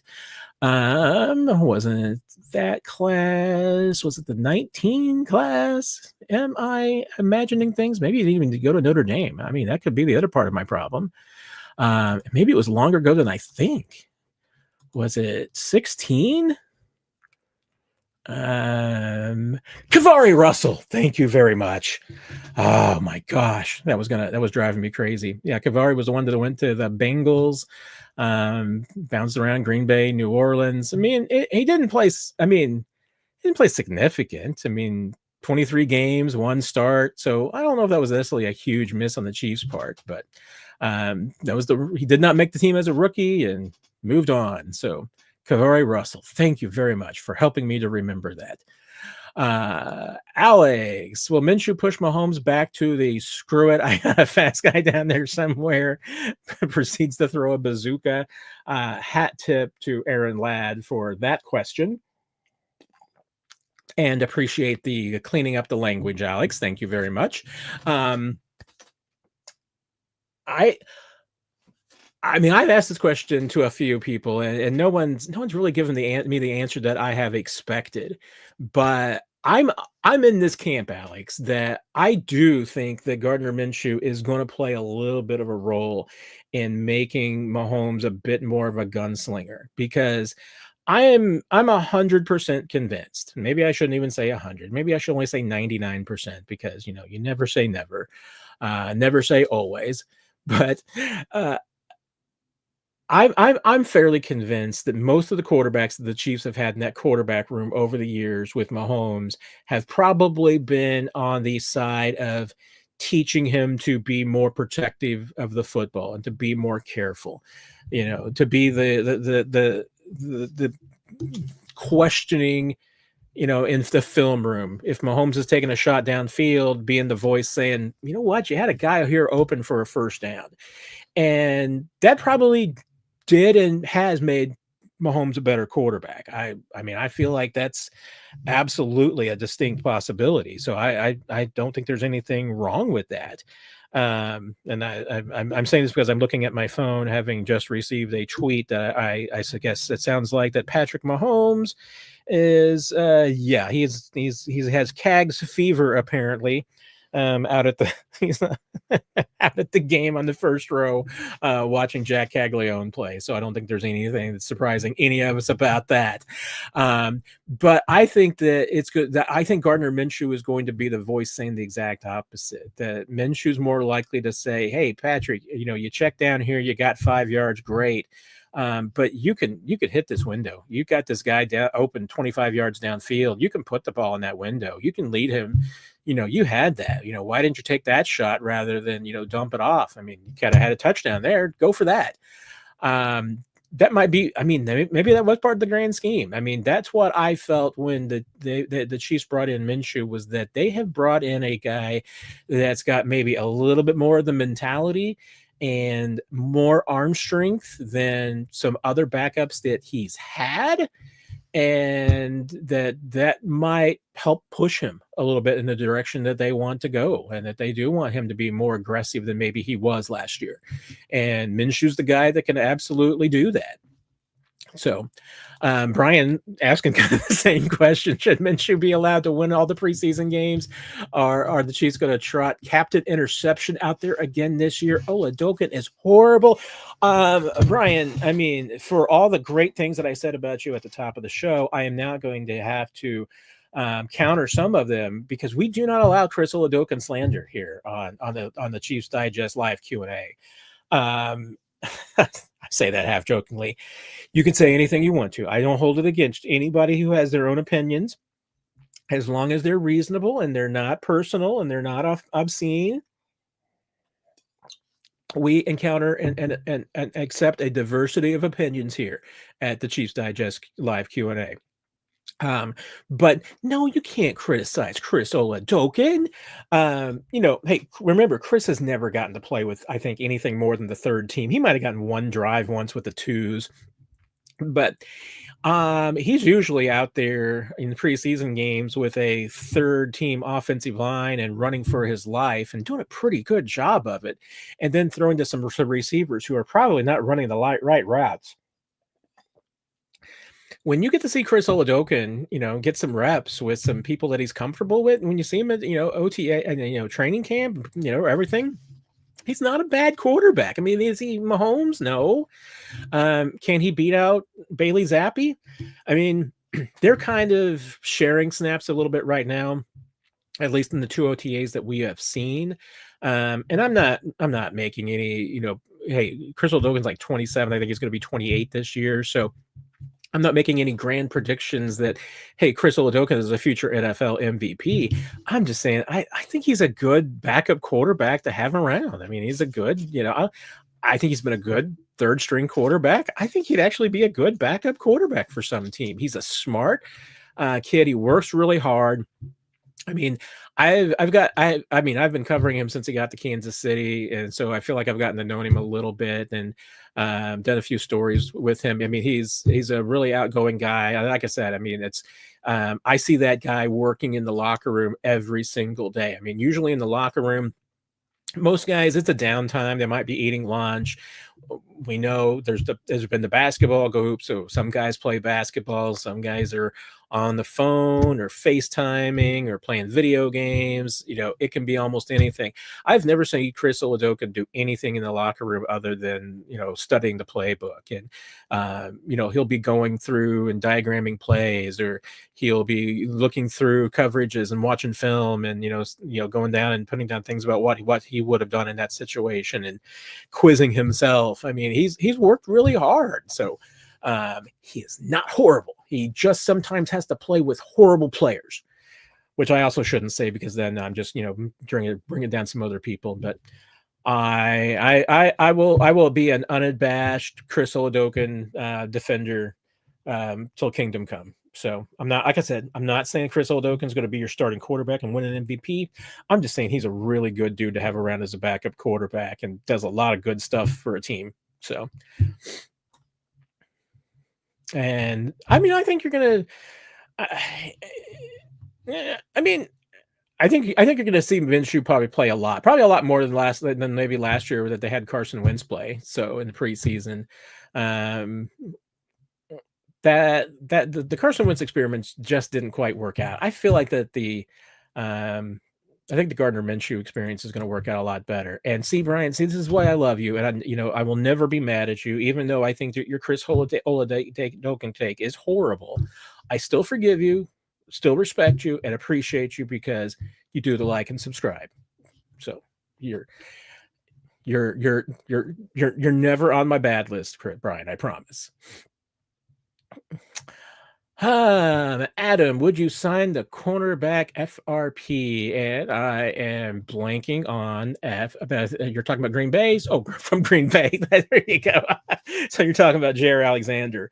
Probably not, because I mean, he's a good player. I mean, he has been a good player. I don't know where he's at right now. The coming in this late thing wouldn't really bother me that much. I'm just not sure how great of a fit he would be in this defense. I may be underrating him in that regard. Pulling up some stuff here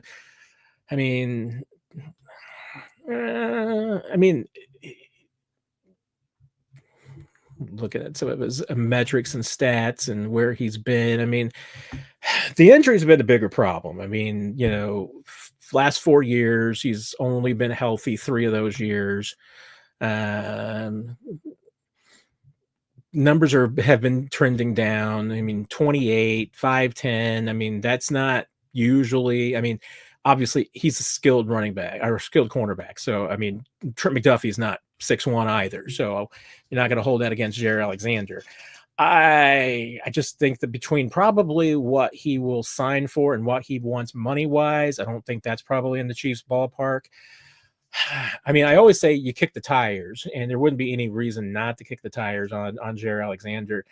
I'm just not sure that he's the perfect fit for the Chiefs and Dave Merritt and, and what they're trying to do right now.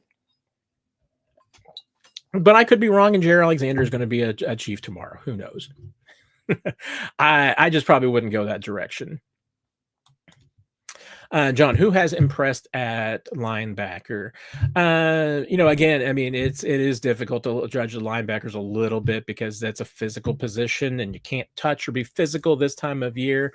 I will say this. I mean, I feel like I don't know what's going on with my throat tonight, folks. I apologize. I feel like Nick Bolton has been a little bit better in coverage during these OTAs, at least the 2 that we have seen. That might just be an outlier, so not banking on that. Leo Chenal, I think, has looked like Leo Chenal.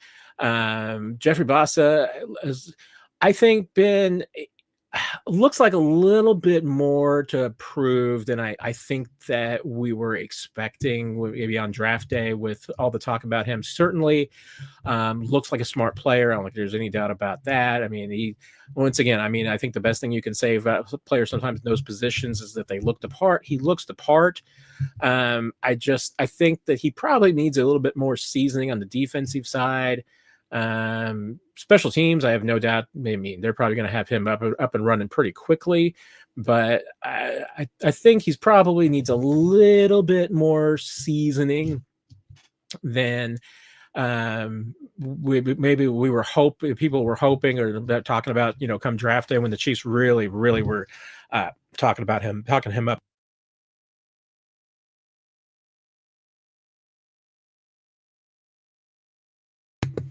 Sorry, I have a tickle in my throat tonight, and it is just driving me crazy. So luckily, we don't have that much longer to go. So hope it's not annoying anybody too much. Drew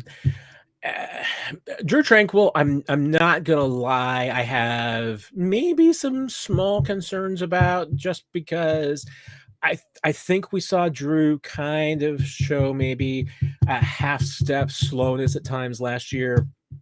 And I think we're seeing that in OTAs, that it's, that he's probably just not quite as athletic and fast as he was a couple of years ago. I still think Drew Tranquill is one of the smartest guys out there, smartest players out there. So that's not a huge concern for me. But, it comes down to probably how much are you going to play Drew, and, do you want to limit his snaps just to make sure that you're getting the fastest, most productive version of Drew Tranquill? Probably. And if that's the case, I mean, you're going to be you're not going to be in base 4-3 very often anyway. So it's not like Drew Tranquil's probably going to be playing anywhere close to 100% of the snaps. So I think that, you once again, you manage his workload appropriately, you're probably fine there. Everybody, otherwise, I think there's guys who have shown some talent that I absolutely want to see when the pads come on. Brandon George, one of those, McDonald, the other one from the undrafted rookie class. Obviously you still have Cole Christensen around, but I think the two guys that honestly, like I said, I think that might be continuing to show the most development, I think might be Nick Bolton and Leo Chanel. So we'll see what happens, further down the road, and especially once they get the camp and the pads come on. But I want to see if, obviously Nick, his pass coverage is where he could improve the most. So if he can do that, if he can improve there, that'd be big for the Chiefs. And it doesn't have to be dramatic improvement, even slight improvement. I think the Chiefs would take with Drew, or with Nick rather. Uncle Charlie, if Chugu doesn't progress in camp, could the team carry two punters with Japlitsky and designated as the IPP spot? Interesting thought there. Now, one, you can't use the IPP roster spot as a bonus 53 spot. I'm also fairly certain Japlitsky, I don't believe he would be eligible for the international player spot because he played in U.S. college and everything. So I don't remember enough about the rest of his background to know if he would be in that conversation, but I don't think that's even an option with him, just because I think because he did play at a U.S. college. And like I said, that IPP spot is only relevant for the practice squad. It gets you an extra practice squad player. If you keep him on the practice squad, you can carry 17 instead of 16 practice squad players, but it's not a bonus 53. And, and if you carried him on the 53, he would not have the IPP spot, wouldn't have any of the protections of that. So now, Chu, still the IPP player. With Chu, I think the only thing that really comes along, if he doesn't have significant progress, then sure, you're probably looking at maybe moving on from Chu. Just if you can't find another IPP player out there that, you can fill the spot with, that you want to see, and you want to see if that's a player that you can turn something into. At this point, hey, they've invested a decent amount. Not like a huge sunk cost or anything into Chugu, but he's been coming along, so I'm interested to see what Chu's got this year. So they've been giving him some more opportunities. Getting some second team looks and at points and everything. So we'll see what happens with Chu. But yeah, I think interesting idea, Uncle Charlie. But yeah, as far as like keeping two punters on the 53 with the international player pathway spot, yeah, not an option. But Jedi, I really think that Jared Wiley looked a lot like Kelsey the way he moves. Does he make the 53? I do think that Jared Wiley will likely play this year because he is going to be healthy at some point. All the indications are right now, though, that he will probably miss all of training camp, which would make him a likely candidate to start the regular season on the PUP list. And if that's the case, then he's certainly going to miss at least the first 6 games. And that's probably going to happen anyway. If he, even if he was cleared for football activities at the beginning of week 1, you wouldn't have him on the 53 at that point. You would still probably prefer to have him on a PUP list or injured reserve, just so that you can then let him get back up to football speed. Then you've got obviously 3 weeks that you can let him practice and get back into the groove of things before having to put him onto the active roster.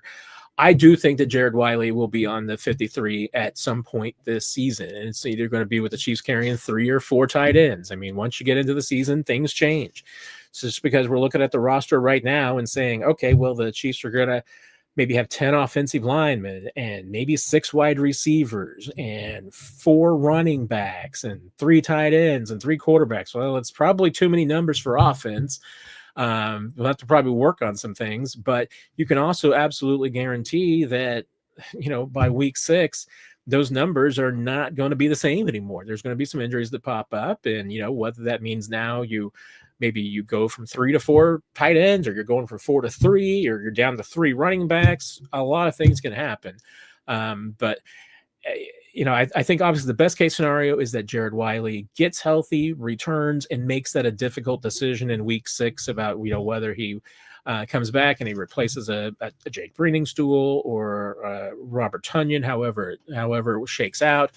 That's, I think, your best case scenario. But I don't expect, like I said, I don't expect Jared Wiley to make the team at the beginning of the season, but I think he will be on the 53 at some point this year. Right now, it looks like that's our last question. Oh, nope. I refreshed it, and a bunch more questions came up, I think. Did they? No. I'm crazy. Looks like our last question in the pipeline. So John just came in here. Last call. So if you've got any more questions, feel free to fire away. We always know this kind of question is going to come up at some point. Is Andy Heck on the hot seat this year? Offensive line has to improve this year. I would say yes to both those questions, John. I don't know if Andy Reid necessarily views it that way, but I think a lot of other people view it that way. And I think some people in the organization would even view it that way, that you've got a lot of young talent on that offensive line. You have put a lot of money into that offensive line. And so, hey, some of that money is obviously into some veteran players that you're counting on continuing to be who they are. So you spend a lot of money on Trey Smith.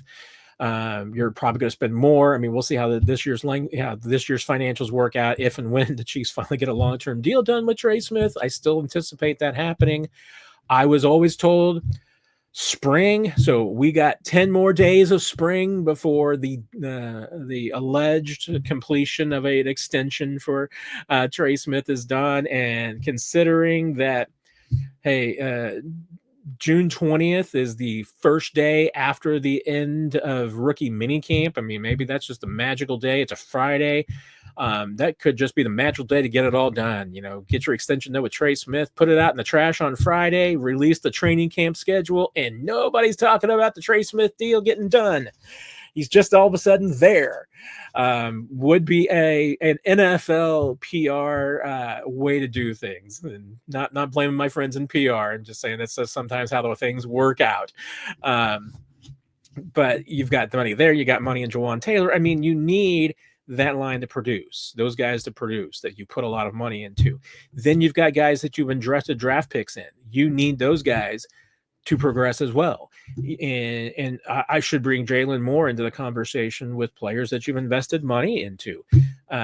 Best case scenario, I guess. I mean, it depends on what your best case scenario is.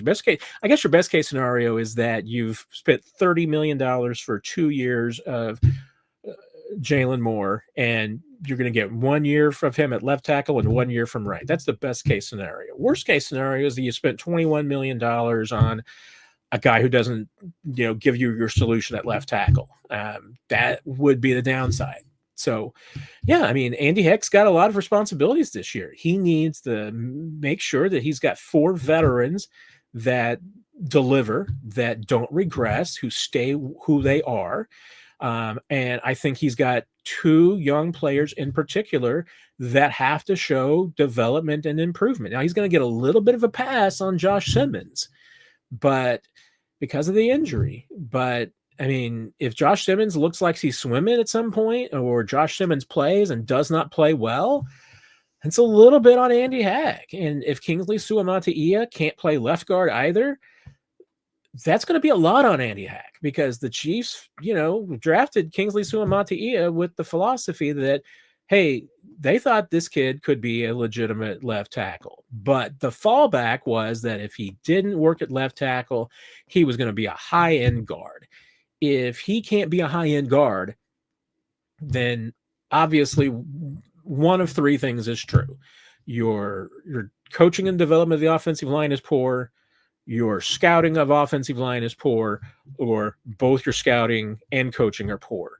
Two of those three scenarios are bad for Andy Heck.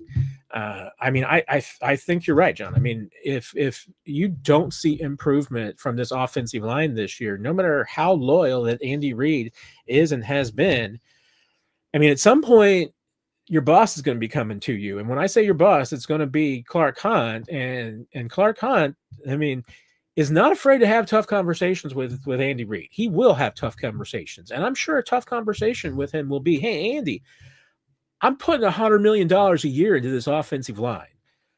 What's the deal? Why aren't we getting a return? And that might be the it. I mean, I don't know. I mean, it's not as though, I mean, and Andy Reid is not like put Andy Heck on a clock or anything of that nature. I have no reason to believe that Andy Heck has been, put on a hot seat or on the clock. But I mean, after what happened, after what we've seen as far as just this line underperforming now for a few years based on its individual parts, based on some young players not developing, and based on, not really having some young players hit in a while.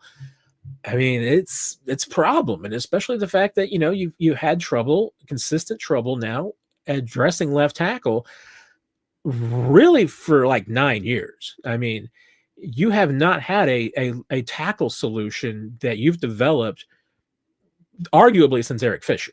I mean, and Eric Fisher has moments in his challenges. And even then you could argue that Eric Fisher didn't live up to the potential as a number one overall pick. Maybe that's not fair to Eric Fisher. Maybe he was exactly the player that he should have been. And maybe Andy Heck made him into that. Maybe Andy Heck got more out of him. We don't know. But the fact that, your best tackles were a draft pick at number 1 overall in 2013 and Mitch Schwartz as a free agent in 2016. And that since then, you really haven't achieved anything at the tackle position. And you've had free agent acquisitions that haven't worked, and you've had draft picks that haven't worked. At some point, you're looking at it and you're saying, okay, wait a minute, something with the coaching isn't ringing through here. And I mean, if I'm Clark Hunt and I'm spending $100 million on the offensive line and I'm seeing these results, I'm having a tough conversation with my head coach. And whether that's already happened, whether that will happen, I mean, Chiefs do a pretty good job of keeping that behind the scenes. But that's my long answer, John, of telling you that, yes, if Andy Heck is not on the hot seat, he probably should be on the hot seat this year. Mitchell, is the ideal scenario Jalen Moore balling out at left tackle and solving that position? Then next season you cut Juwan and move Simmons to right tackle. Yes. I mean, whoops. You know what, Mitchell? I posted your question and read Bumpa's. Tell you what, Bumpa, I'm going to get your question next because it's down there. But I will actually read the question that I put up on the screen. Clearly, I've lost my mind tonight. Mitchell, what's the chance Mahomes threw that past the sky at high velocity to make sure he dropped it? If so, I like the strategy. You got to do what's best for the team. No chance. And hey, there's a reason. Hey, Sky might have caught that. But it just goes to show, and this was from a story we were talking about on 41 is the Mic on Sunday, when the media, we got to witness Mahomes throwing a ball in the red zone at Patrick Mahomes' velocity. And let me just the speed at which he throws. And I know, I think was it at the trying to remember, I think, wasn't Mahomes at the Pro Bowl one year where they were they put the quarterbacks on a radar gun and he was close to 70 miles per hour with throws. I think he's been clocked at over 70 miles per hour throwing a football.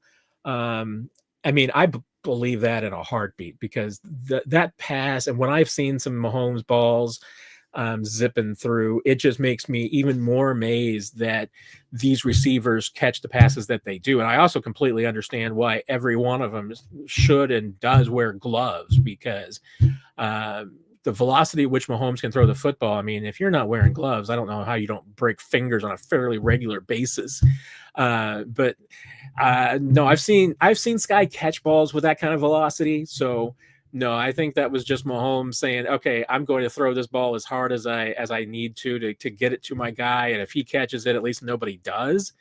But at the same time, I'm also going to say, we see a lot of balls and have seen a lot of balls from Mahomes that turn into juggled passes. And obviously, a couple of years ago, we saw the ones that turned into a bunch of interceptions. I mean, let's face it, Patrick doesn't throw every pass softball 30 miles an hour.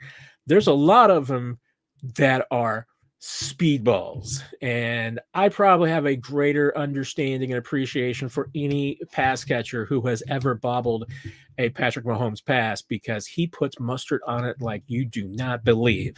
And I think 95% of us, that if we were trying to catch a Patrick Mahomes pass, I think 95% of us would suffer an injury trying to do that, whether breaking our finger, bruising our sternum, welt on the forehead, knocking us over and injuring our coccyx. I mean, any one of these things. Adam Teicher got hit with a ball that, skipped off the ground, I think, and got a welt on his leg. So, it's, I don't think that was the strategy, Mitchell, but Patrick Mahomes can throw a fastball. Now, Bumpa, we're coming to you and the ideal scenario. And I mean, this is absolutely the Chiefs' dream scenario. Their dream would be that Jalen Moore starts out the season at left tackle, plays well enough that and a part of that strategy too is also that Jawan Taylor is playing well, and you don't have to do anything with him. Both those guys are healthy. You win a Super Bowl party. And yes, next year you're moving on to Jawan because of the cash with the salary cap hit. You move on as a cap casualty. Jalen Moore moves over to right tackle. Now you've got 2 years with Jalen Moore at $30 million instead of 1 at $21 million. Jalen Moore plays well at right tackle. Josh Simmons comes in to play left tackle. So I would alter what you're saying there a little bit. I don't think the Chiefs have any interest in Josh Simmons ever playing right tackle. Their goal for him is left tackle or bust. They want him to be the left tackle of the future. They don't want him messing around at right tackle. I doubt that we will ever see Josh Simmons taking reps at right tackle. We might see everybody else on this roster. We might see Jalen Moore take snaps at right tackle. We might see Jawan Taylor taking snaps at left. We'll probably see Wanye Morris taking snaps at both. Essa might be an interesting one. He might just stick at left, but I could also see him, working both left and right side. Driscoll the same way. Driscoll might be just right side. I mean, there could be some there maybe just one side or the other as well. But I would be willing to bet a substantial sum that Josh Simmons just plays left tackle. And next year, if everything works out this year, Jalen Moore is your right tackle and Josh Simmons is your left tackle of the foreseeable future. I mean, that's the ideal scenario for the Chiefs. Will it work out that way? We'll see. And then you also were asking, Bumpa, do you think the Chiefs will play McDuffie in the slot for contract negotiations, try to give him less money? No, I mean, that die is kind of cast a little bit. And, and part of it's because of just how the 5th-year option, works out. I mean, there's no designation for, a slot or outside corner for the 5th-year option. That number is already set. And, and McDuffie's really getting hosed on the value of that 5th-year option. So remember, you've got control for McDuffie. You've got control for him for 1 more year under his rookie contract, and then you've got 26 under a reduced rate, really, for as good as he has been at corner for 2026. I mean, I would not be surprised, just based on that 5th-year option value, that if the Chiefs don't get an extension done with Trent McDuffie, we might be talking holdout next year, just because that's the smart business move. I mean, I don't know that I mean, Trent McDuffie would like to get something based on just how low that 5th-year option is last year. It is not really, to me, in Trent McDuffie's best interest to play under that 5th-year option. And then you throw on top of that, I mean, the Chiefs could control him conceivably again under, frankly, another pretty affordable number at corner for a potential franchise tag in 2027. So you add all that together, I mean, Trent McDuffie could be leaving a lot of money on the table without an extension. And that's why I think that's all the leverage that the Chiefs need to really get McDuffie to sign a deal that doesn't have to be record breaking. It can just be near the top of the market, and it's going to be a good deal for Trent McDuffie because he is going to be so underpaid for the next 2 seasons, and then he's got that franchise tag, which would underpay him again. So I mean, if I'm Trent McDuffie, I mean, I think you're really hoping that you can get I think you'd love to get an extension done now. I mean, it's got to be at the right number. You can't just, go for a low ball number now. I mean, you need it to be at the top of the market, but just considering how much money he's going to be losing out on over the next couple of seasons, that to me is a good reason why, if you can get an extension done sooner than later that pays a lot of money, we'll see. So, John, any new stadium news? Just think the Kansas deal is too good to pass up. It might prove that way. I mean, especially I still am at my default position that I've been at from pretty much the beginning. I mean, I may have wavered in a different direction a couple of times, but it's always just seemed to me, and at least in my gut, in my head, that I think Kansas is going to have the best offer for the Chiefs, and I think that Missouri is going to be the best option for the Royals, and maybe both teams end up in Kansas. I still think it's probably I think the least likely is that they both stay in Missouri, but that's a possibility too. There's a lot of things out there. Now, we should, conceivably find out tomorrow.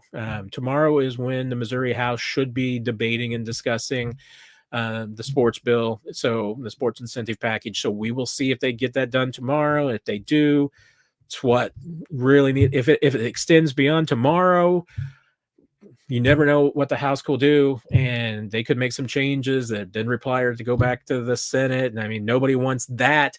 They really need the House to pass, the packages that are before them as is in order to get things done. And there's other parts of this too, with the state capital improvements and with the tornado money and recovery and rebuilding funds for St. Louis. So Wednesday is the day to really watch. I mean, it's obviously possible that it could be extended into Thursday. If it is, I don't think that's a good thing. And I know a lot of people I talk to seem to think that it's just 100% done deal that the House will approve it on Wednesday. I'm not as optimistic, just because I've been around Missouri politics for too long. I've heard too many. There's just too many loud voices in the Missouri House opposing this, that if enough of them get together to fight it, they could shoot it down. And obviously if the House shoots this down, both teams will probably end up in Kansas. I mean, I still don't know that that's the best thing for the Royals, because obviously the only home for the Royals appears to be at the Asperia campus, which I think would be a terrible place for the Royals. Maybe North Kansas City wouldn't be a great place either. I think it would be a great place, but I think it's the next best thing to downtown baseball. And honestly, I think North Kansas City would be a better location than anything that they've talked about in downtown. So we'll see what happens. But the only thing I can't figure out is that if Missouri votes this package down, I don't know how North Kansas City has a deal in place that can keep the Royals on the timeline that the Royals and Kansas need to be. I mean, right now the Kansas Star bonds, that package expires June 30th. So unless there's something to give the Royals more time to decide, but the Royals, they want to be out of there in 2031. I mean, they really have got to get something done now. So, and honestly, I think the Royals would rather be out of there before 2031. I mean, if anything, I think they'd be fine getting out of there early. And if the Chiefs do stay at the sports complex, that honestly would be best for the sports complex if the Royals were gone and it gave the Chiefs a little bit more room to operate. I don't think that the Chiefs necessarily have to have a decision made in the next 20 days to meet with Kansas's deadline, but especially if they decide that they're going to stay in Missouri, then they can have their decision last a little bit longer, because at least they know what they've got coming to them. But we're going to see, John. I mean, if anything's going to get done in Missouri, it's going to get done on Wednesday. If it doesn't get done on Wednesday, I don't know what's going to happen. I just as a sports fan and as a Missouri resident, I mean, I want one of these teams to stay in Missouri. I just think it's important for us to be a pro team state, and that's one of the reasons why. I mean, I would love for the Royals or the Chiefs to stay, because otherwise Missouri is not going to have an NFL presence anymore. There are some in Jeff City who will tell you that that doesn't matter, because as long as they're in Kansas and they're the Kansas City Chiefs, that Kansas City and Missouri will still get the value of it. I think that's a bunch of crap, but your mileage may vary, since I haven't said that tonight. Bumpa, the goal is to solve the left tackle position, correct? So if Jalen Moore solves it, then why would you mess it up by moving him to right tackle? I mean, essentially because the Chiefs are betting on the fact that Jalen Moore can play both sides. I don't think that they're as confident that Josh Simmons can play both sides, but they also know that Jalen Moore is not a solution for the next 10 years. You know, Jalen Moore would probably only be by his age and experience and skill level. I mean, they're viewing Josh Simmons as having a much higher ceiling. And the thing about Josh Simmons this year is that, you know, this scenario would probably also acknowledge that Josh Simmons is going to be a lot better player in 26 than he will be in 25. Just because he may not have all the rust knocked off from that surgery, just all the confidence, all the strength, everything back in that knee. So, you know, Jalen Moore they view as definitely a swing, that he can be just as effective as a player on both sides. He's done both. I mean, he's played both. So they feel like that he can be that, but he's got a much shorter career in front of him. So, I mean, truly, I mean, if Jalen Moore plays great at left tackle, great. I mean, problem is also you've got 2 years of control for him. And then after that, you know, hey, if he plays well enough and you're going to start paying him like a left tackle, you're going to pay him a ton of money. And he doesn't have the longevity in front of him that Josh Simmons does. I mean, if you can get a young guy in that spot, I mean, if Josh Simmons is capable of being a left tackle and to move into that spot in 26, he could legitimately be the final left tackle that Patrick Mahomes ever has to play with. Whereas with Jalen Moore, you know, that's not the case. That Jalen Moore is as the left tackle, he might be for the next 2 years, and then he's either gone, you're paying him a lot of money, but he still might not be the guy for the rest of Mahomes' career just because of his age and where he's at. So, I mean, a lot of that is based on the fact, Bumpa, that, I mean, the Chiefs view that Josh Simmons right now might not be as good as Jalen Moore at left tackle just because of the experience, the move to the NFL, and the injury. Those probably really three factors. But they do feel like that in a year from now, Josh Simmons is going to be the superior left tackle. So that would be the logic in, at that point, moving Jalen Moore, if he played well at left tackle, moving him to right tackle, because you feel like that he's a guy that can go both sides, that he's more effective at going both sides, and that Josh Simmons is going to be the better left tackle over the long haul. And remember, I mean, Josh Simmons has no experience at right tackle, essentially. I don't think he's ever played right tackle. I mean, maybe he did in his earlier stop, and I'm just misremembering it. But I mean, Jalen Moore's got more experience on that side, so that would be the logic behind it. But I understand your point about saying, hey, if Jalen Moore's playing left tackle well, why would you change it? I mean, it's based on the Chiefs' projection and the feeling that a year from now, Josh Simmons is going to be the superior left tackle no matter what. Mitchell, I believe if all healthy, Elijah Mitchell is the Chiefs' best running back. What's the chance he's running back one in week one? Ooh, interesting, Mitchell. I mean, I have thought about that. I mean, the possibility of who could win this, the starting job and everything. I mean, I'm still, installing Isaiah Pacheco as the number one guy, no doubt about it. Unless he gets hurt or there's a significant drop off in quality. I mean, I think he's going to be the starter. Doesn't mean that other guys, that's not going to end up being like a running back by committee. But, running backs are a little bit of,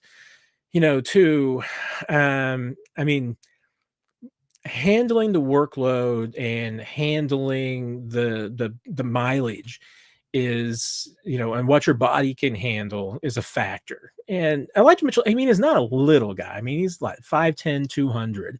So he's not necessarily a little guy, but he's been fragile.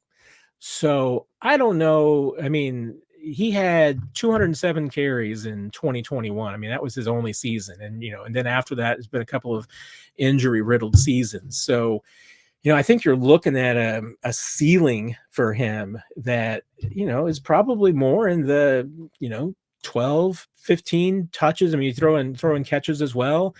Maybe 15 touches a game is what you're getting out of Mitchell, Elijah Mitchell. Whereas I think Pacheco probably has a little bit higher count on that. Kareem, I think at this point in his career would kind of be at that point too. And I'm not even saying that, assuming that, because I mean, that would be good grief. I mean, I'm giving him probably too much credit here for being like 285 touches or so, 275 touches. Oh, wait, no, I'm doing bad math now. No, I guess 280, 85 plus 255 touches, I guess. As far as like 15 touches in a 17-game season, somebody will have to double check my math in my head.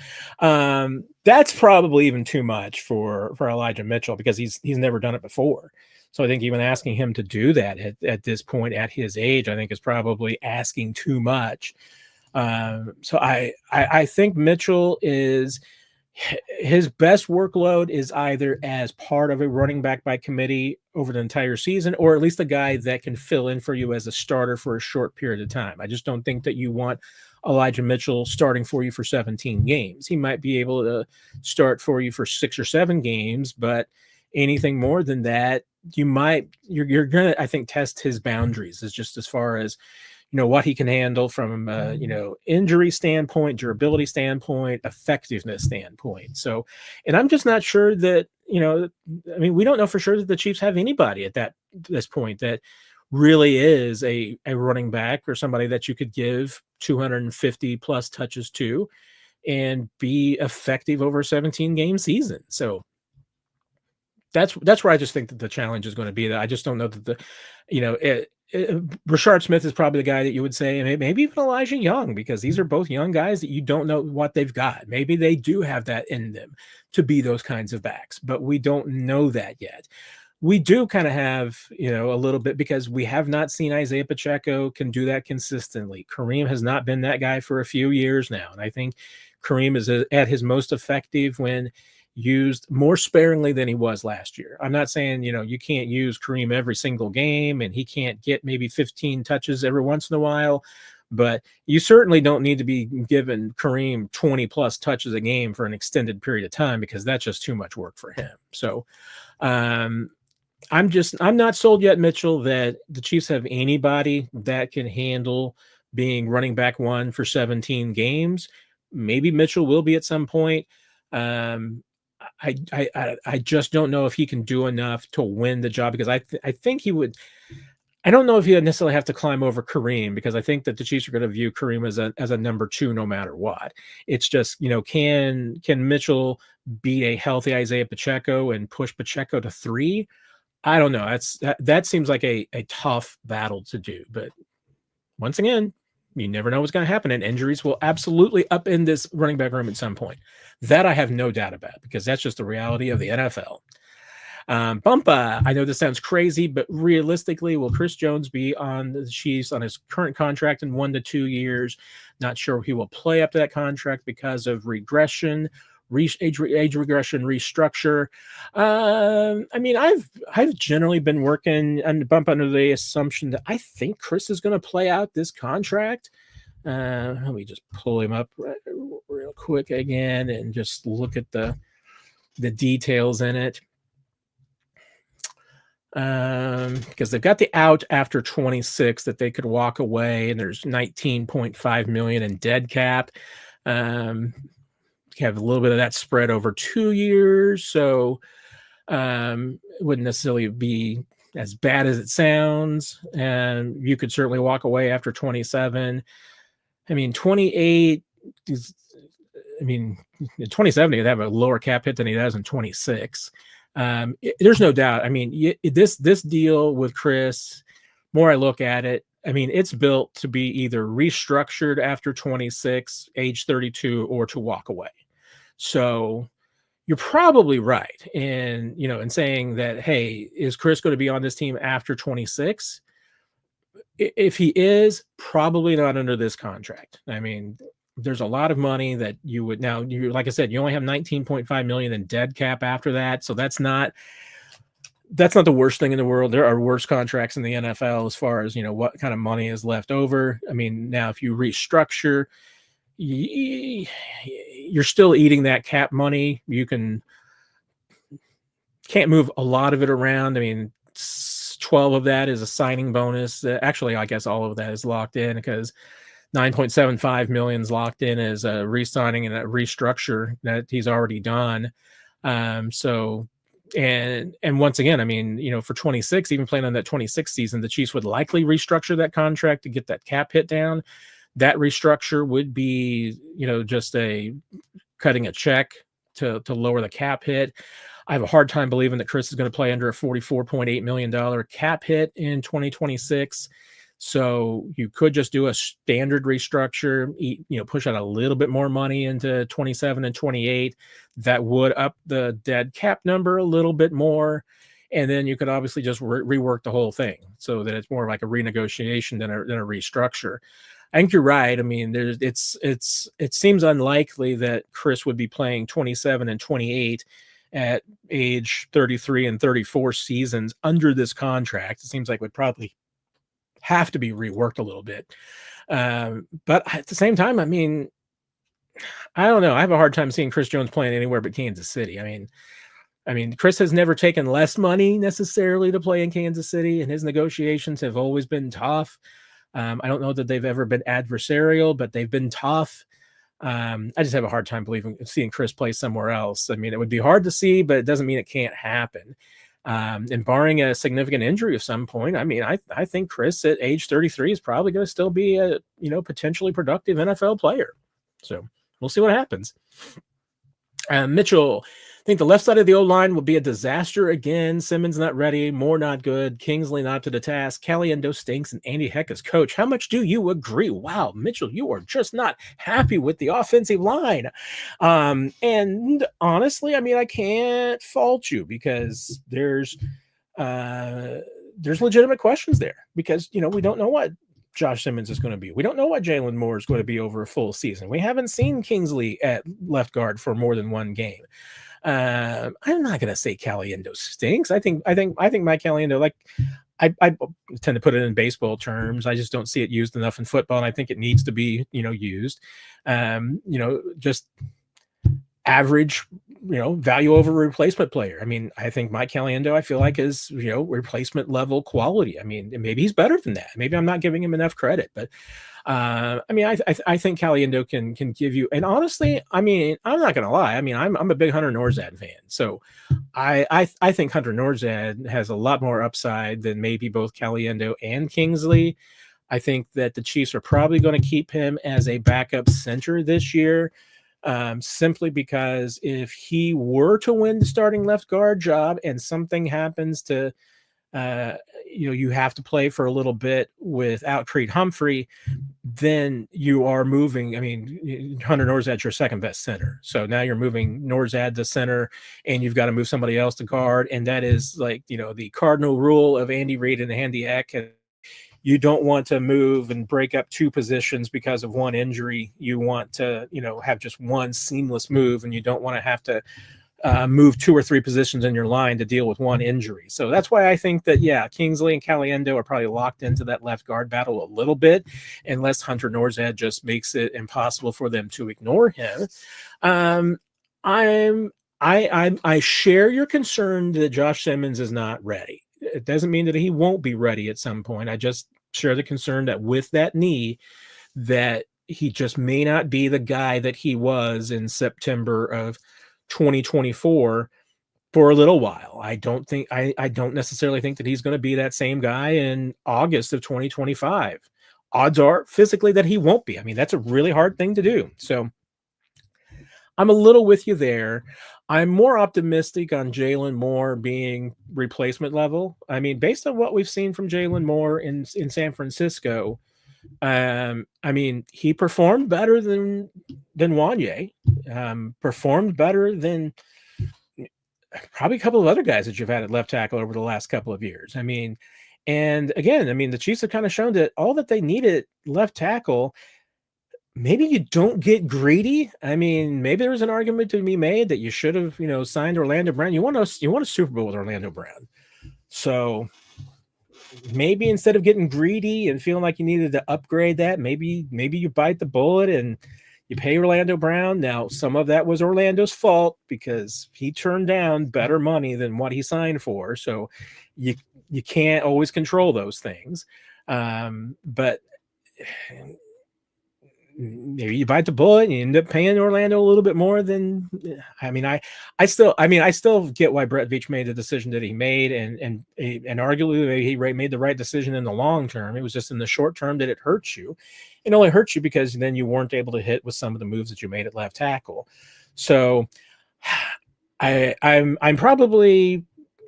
with you there on Simmons not being ready. I'm just not 100% convinced of that. Even as much as I've said that I think that's the biggest fear with Josh Simmons is just him not being ready, I can't say 100% that he's not going to be ready. Jalen Moore not being good, I'm not very far into that. I think that there's more than a better chance that Jalen Moore can at least be replacement level and that he can be a starter on a Super Bowl team. Doesn't mean he's going to be an all-pro or a Pro Bowler on a Super Bowl team, but he can be, replacement level on a Super Bowl team.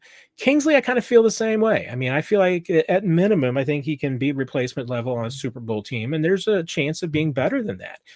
But again, I mean, I still feel like there's a reason why Creed Humphrey and Trey Smith are better than they were and have continued to develop is because every year they're going to working with Duke Manyweather and they're going off on their own and getting better. I think that's helped them in their development.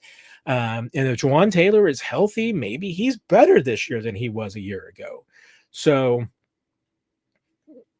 I'm not on you on everything there, Mitchell. I see where you're coming, and you have legitimate points on every single one of them. So I can't say you're wrong. I'm not necessarily in lockstep, but I might be like 65% with you. I mean, all told across all those factors.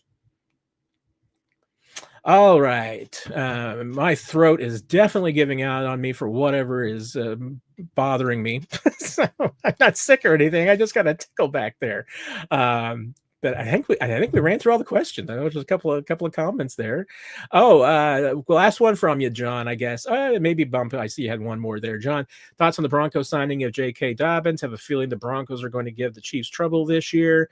Oh, Broncos could very well give the Chiefs trouble. I'm not sold that J.K. Dobbins is going to be a part of it because it's probably 50-50 if J.K. Dobbins plays in either or both of the games that Chiefs play the Broncos because dude's just been just as fragile as Elijah Mitchell. So maybe Elijah Mitchell was pretty productive in that rookie year in San Francisco in 2021.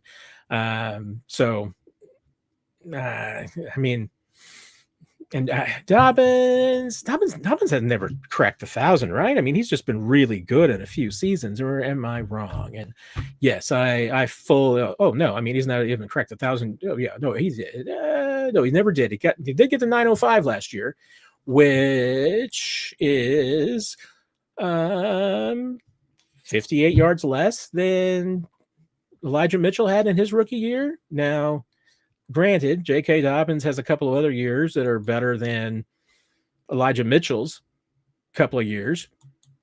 So,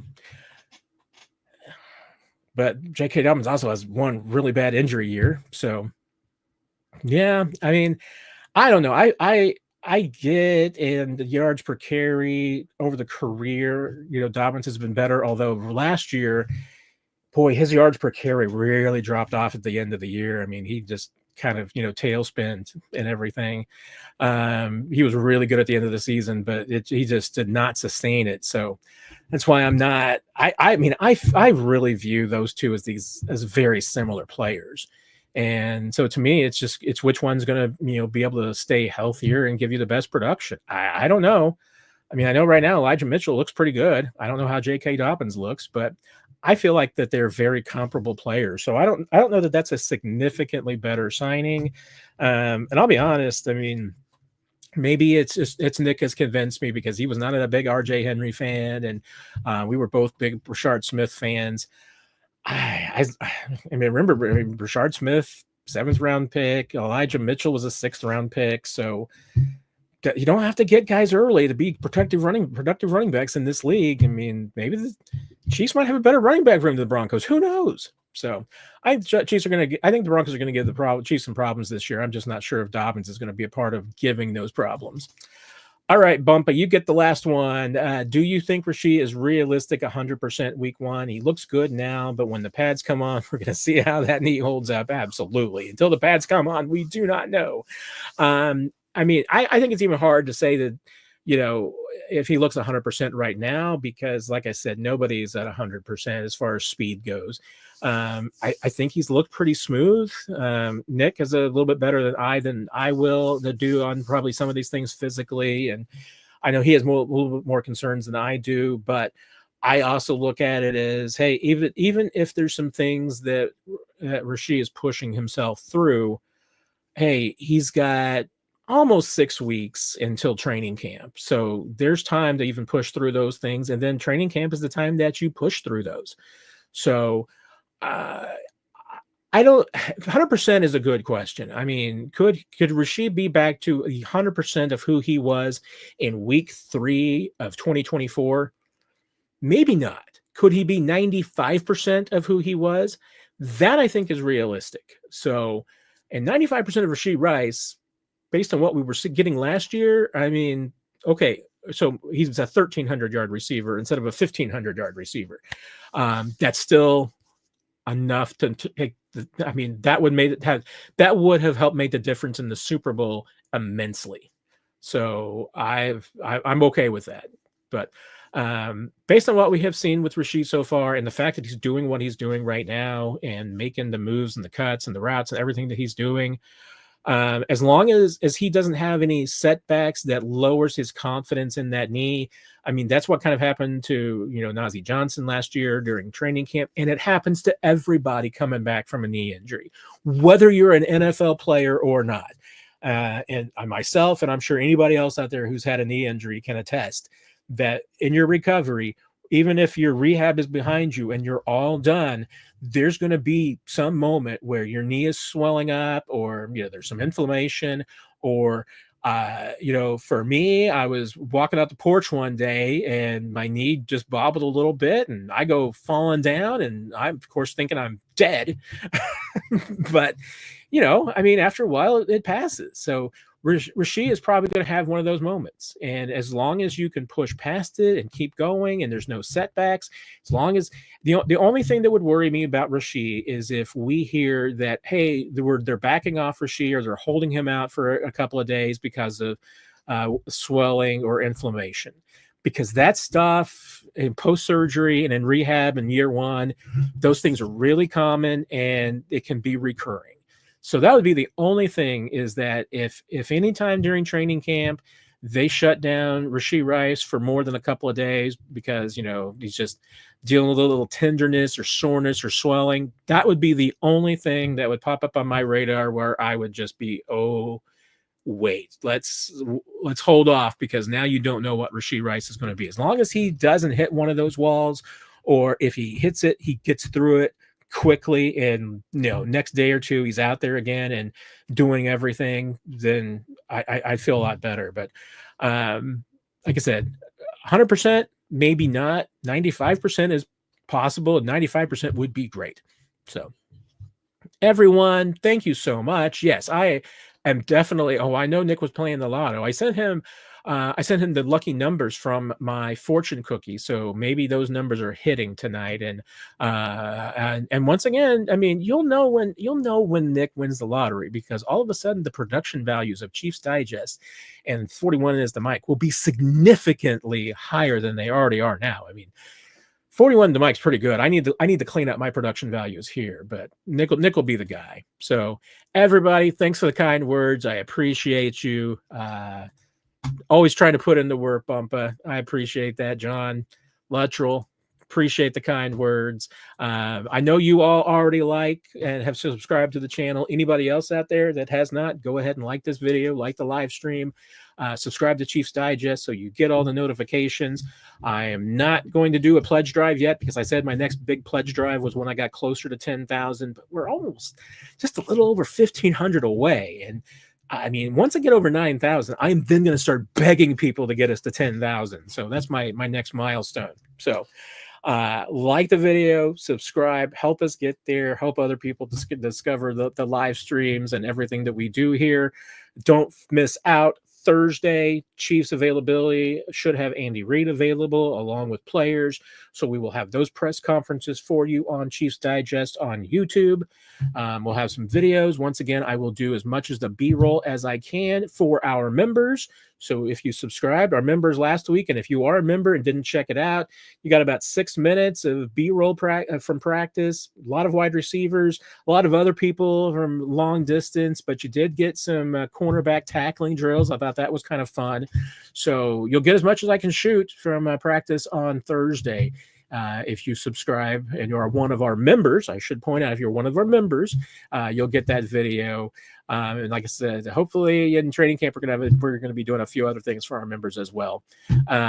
We'll be with you for 41 is the mic on Sunday, breaking down everything that happened at OTAs this week and what we learned.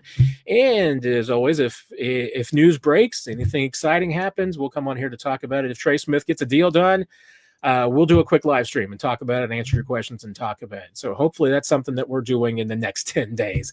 Everybody have a great week. We'll see you on Sunday for sure with 40.